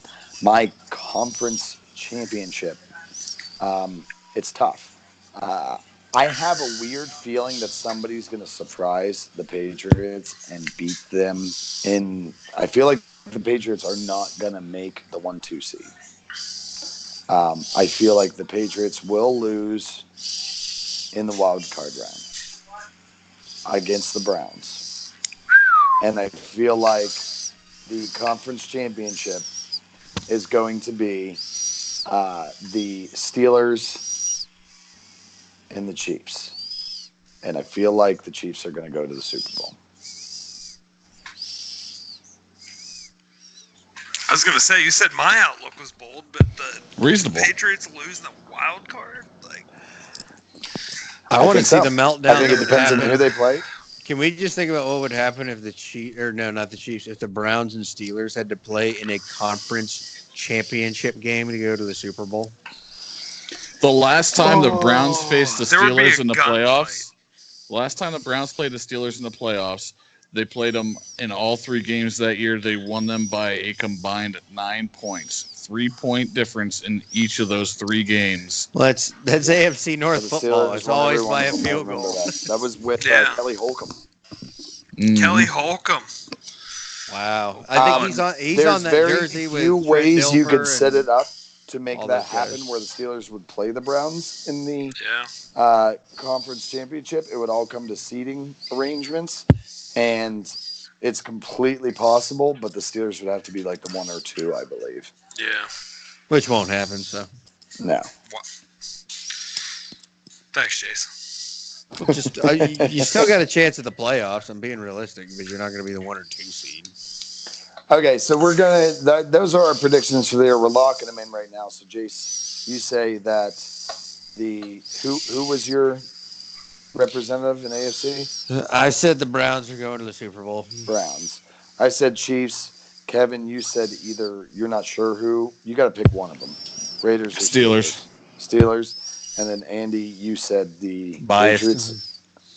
I said the Chargers. Chargers. That's right. The Chargers. So none of us picked the Patriots. Hopefully the rain ends and Tom Brady's femur turns to dust. So congrats to Tom Brady. I totally was going to pick the Browns.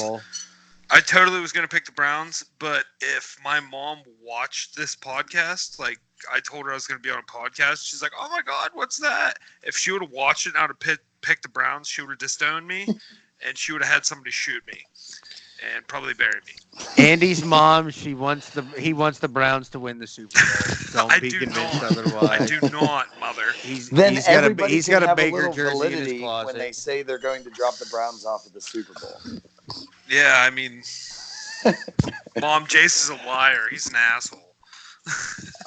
All right, I'm not a liar, but I am an asshole. Briefly to talk about facts. some of the suspensions.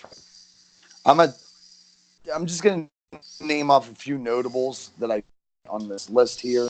We have Maurice, who's playing for Kansas City now, is suspended 4 games. Golden Tate suspended 4 games for PEDs. Taylor Lewan, tackle for Titans. That's 4 games for him. Let's see, who's a big notable name? Richie Incognito, which is just a great last name. He is personal conduct, got suspended for 2 games.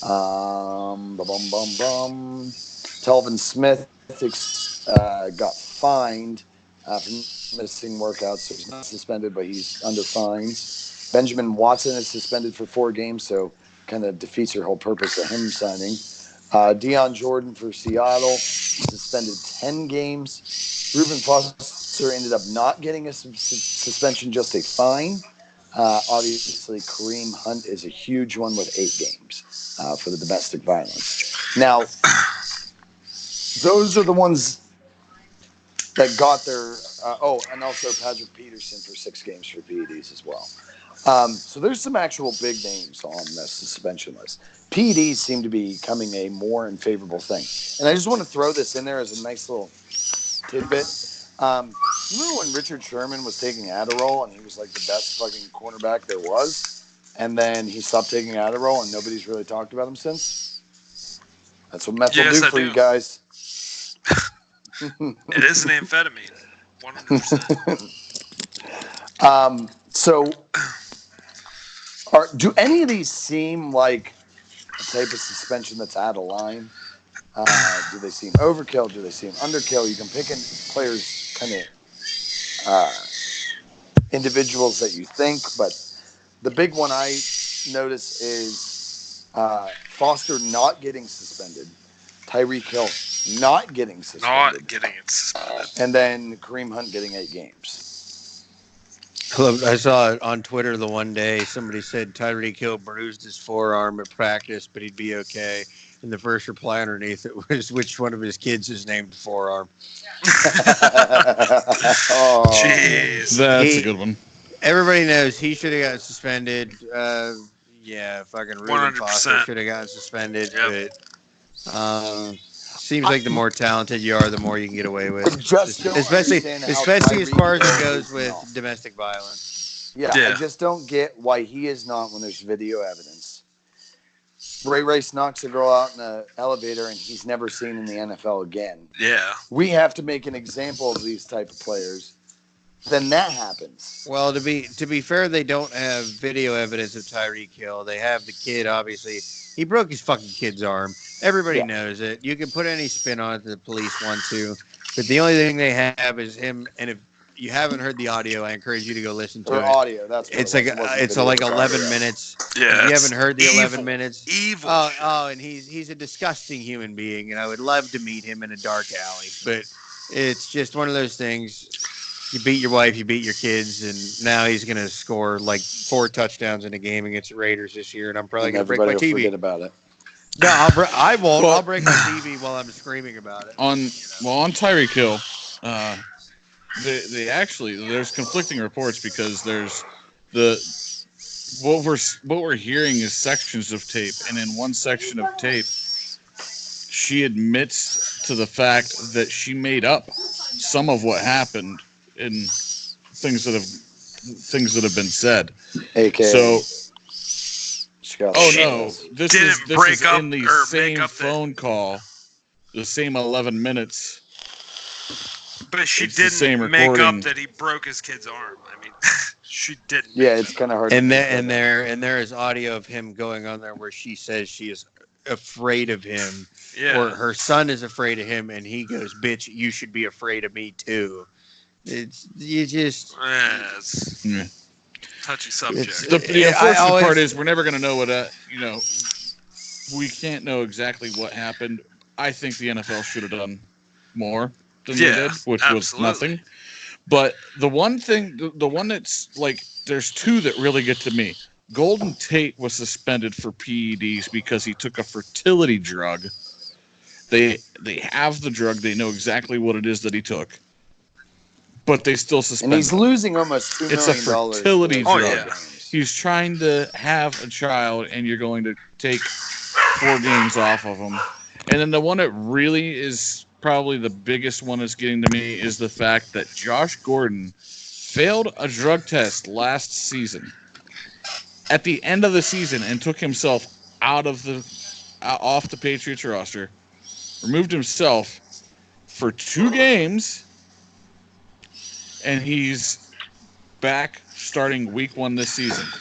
What doesn't make sense to me is reinstated into this league. Twice reinstated, yeah. He had failed drug test previously, and the last suspension he had was for an entire season.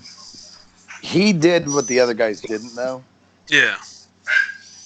He did what the other guys didn't, and he pulled himself. He pulled himself, and he went to rehab. But this is the second time he's a repeat offender, and for whatever reason, the NFL decided that he needed to have less of a suspension for his third offense. Would have got through and reinstated and allowed if he would have said, "Oh, I failed the drug test, so I need to go to rehab, see you later," and pulled himself. But that's the only reason Josh Gordon's still in the friggin' league, is because he twisted the media approach of it into, "I'm doing this for my health, and I gotta fix myself." Yeah, and he's 100%. Done that every friggin' time he's failed a test. But he did that. I'm going to pull myself out. This is about my health. And then it was put out the next week that he then failed a drug test after he had pulled himself out. Stay off the weed. There it is. Now, I've been waiting for that. That's the problem, too.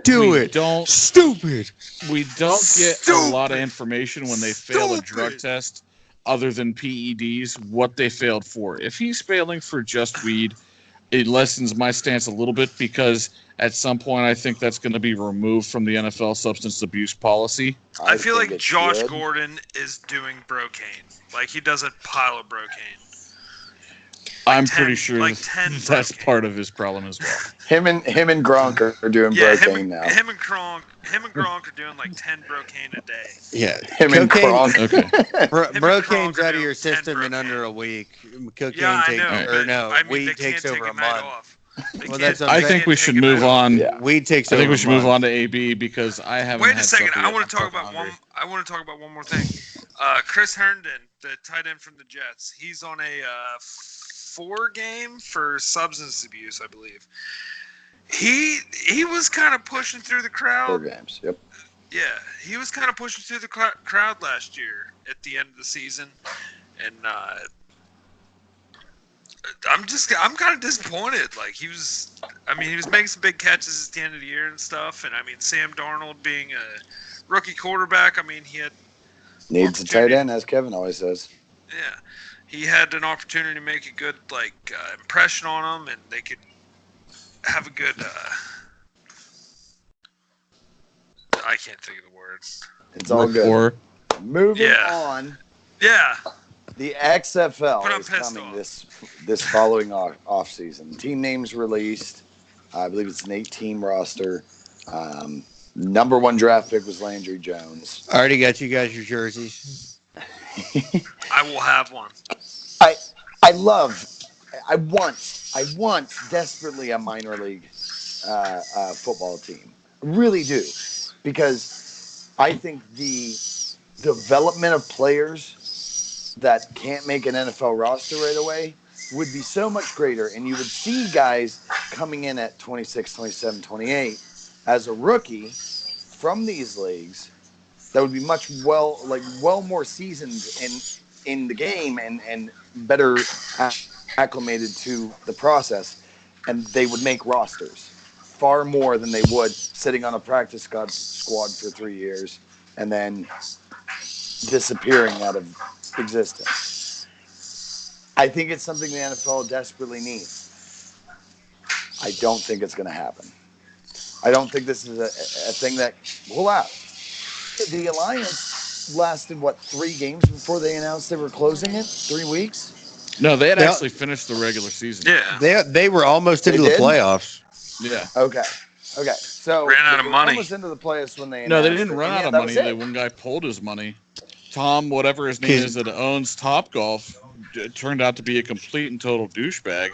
Had promised them money and then decided to pull it all out.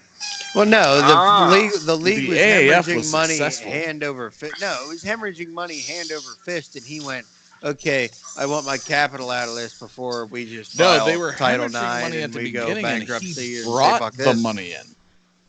He was the one that actually saved them. And then they were hemorrhaging his money as opposed to their money.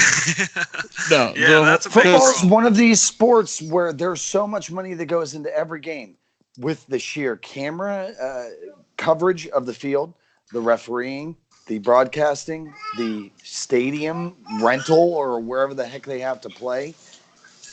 The amount of money that goes into that is far more than a minor league baseball team, a minor league hockey team. I don't know that it's possible unless somebody wants to dump money into it for a couple years before they start seeing their investment grow.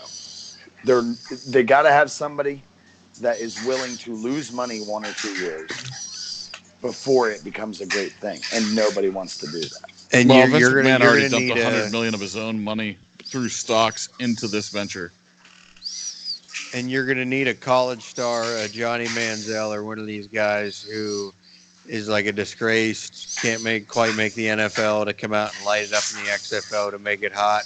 And unless Tua or Trevor Lawrence or one of these guys develop a drug habit the next couple of years, I don't see it happening. So it's just, you think of how many college players there are and how many go to an NFL team.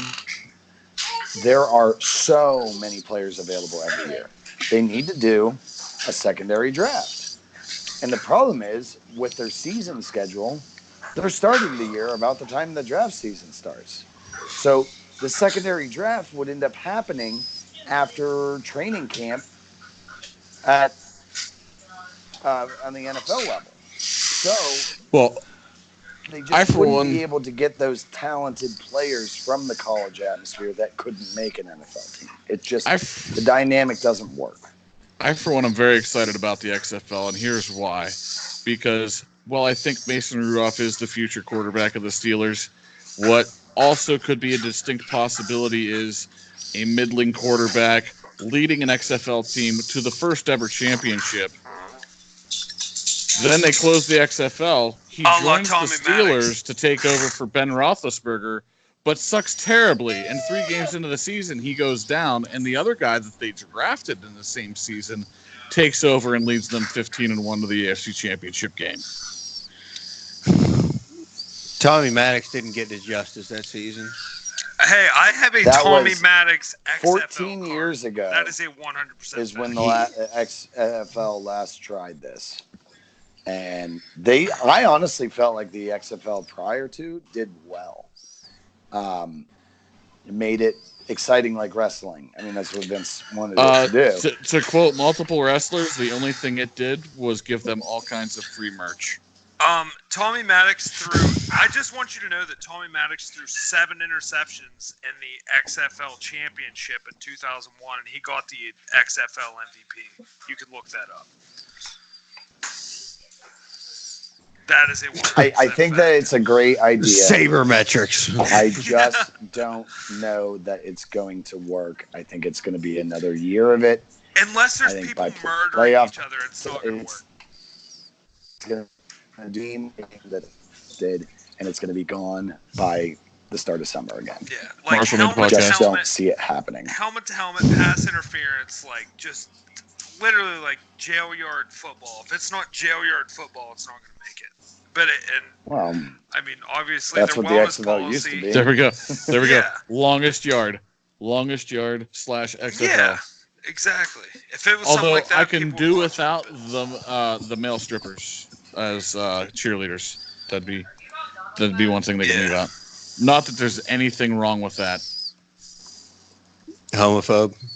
Also, this is National Eye Care Awareness Month, by the way, just so everybody knows. All right. Well, I don't know why. Shut up. So here is the final topic of the day, and of course, it is our lovely one and only Antonio Brown. Now, as a Steelers fan, I'm loving every second of this because it makes me feel happy that we got rid of him. I hated it when he was with us. I had to defend it. It sucked. But we're going to do a timeline right here. I'm gonna go through and just kind of talk about how it all started. Obviously, the very first thing that everybody kind of pinpoints as the start of all this was the hit from Burfict that caused the concussion and him to be out in that playoff game. That caused this spiral effect is what everybody's leaned towards. Then we had the driving 100 miles an hour on McKnight Road, which is quite a good feat because there's not a whole lot of home stretch on McKnight Road. But getting pulled over for that, him going AWOL in week 17. Prior to that, getting mad that Juju was getting more balls and he wasn't getting enough balls early in the season, saying, trade me and we'll find out. He doesn't show up for practice at all. Expects to come in and play in week 17, and he's sat. The trade happens. They actually mentioned in the timeline of the saga, he lost immediately in The Masked Singer because he was horrible at it. Then after that, we have the Hulk Hogan mustache. We have the trade requests, shots at Ben, shots at Juju, arguing on Twitter. Him pulling the most childish move, saying, I will not show up if you trade me to the Bills, essentially making that trade null and void, waiting till the Raiders offered him stuff, essentially dropping his value to a point where we got a third-round pick for him. Like I said, fighting with Juju on and Twitter. And a fifth. And fighting with Ben on Twitter as well. Then he gets to the Raiders. Everything seems great. Then he jumps in a cryotherapy machine and freezes his feet off. And then the most bizarre out of all of this, he comes out of nowhere, and it felt like complete bonkers fake news, kind of like making fun of a B news article until you read it on every site. And it's a real thing of him complaining about this helmet. The fact that he's painting his old helmet to make it look like a Raiders helmet, that he refuses to use a different helmet. He wants to use his 2014 helmet or whatever. That he's filing grievances against the league over these helmets. Where does it end? How does this affect their season? And has AB literally just gone insane? Kevin, I'll start with you. Well, it ends as soon as they get to the conclusion of the grievance, which the biggest thing that I got out of all this was the half hour into Hard Knocks that I got before we started the podcast tonight. The Raiders were aware of the helmet situation going into OTAs. This is not a new situation. It just came out in the last week. This has been an ongoing thing, which Coach Gruden actually supports him with. What's coming out from the Raiders is a little bit, or from the media, is a little bit different than what's actually happening inside the Raiders facility. Everybody's completely behind Antonio Brown. They hope that he gets this concluded quickly, though, so he can get in there and get to work with his team. But I think once the season starts and Antonio Brown's out there with whatever helmet he has to put on, it's not going to be a story anymore. We're going to be talking about, wow, Derek Carr really can sling a football because he's got somebody who can catch it. Andy, what do you got to weigh in on that? I think it's never going to end. He's going to stay in the storylines because he's clinically insane. It's I mean it like builds like his like he's a sociopath.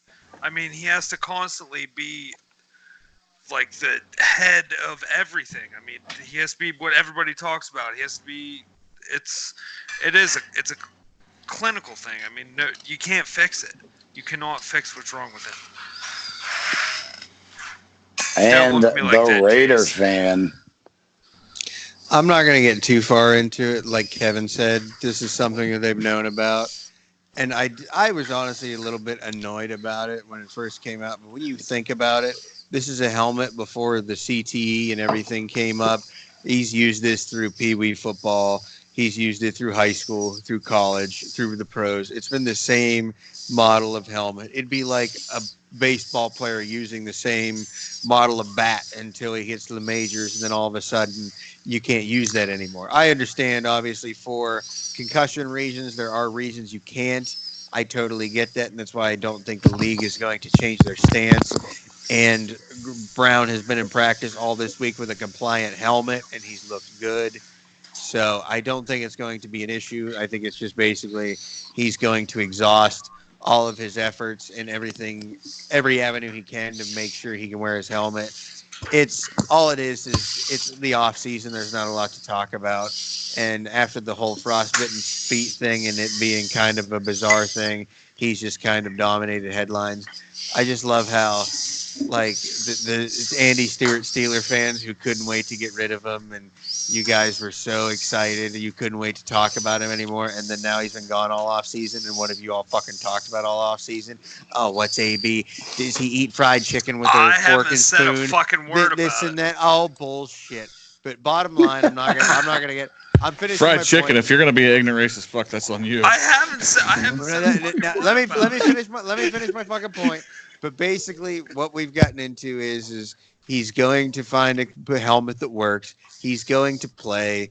He has the support of his teammates. It's not that big of an issue within the Raiders organization as the media is making it out to be.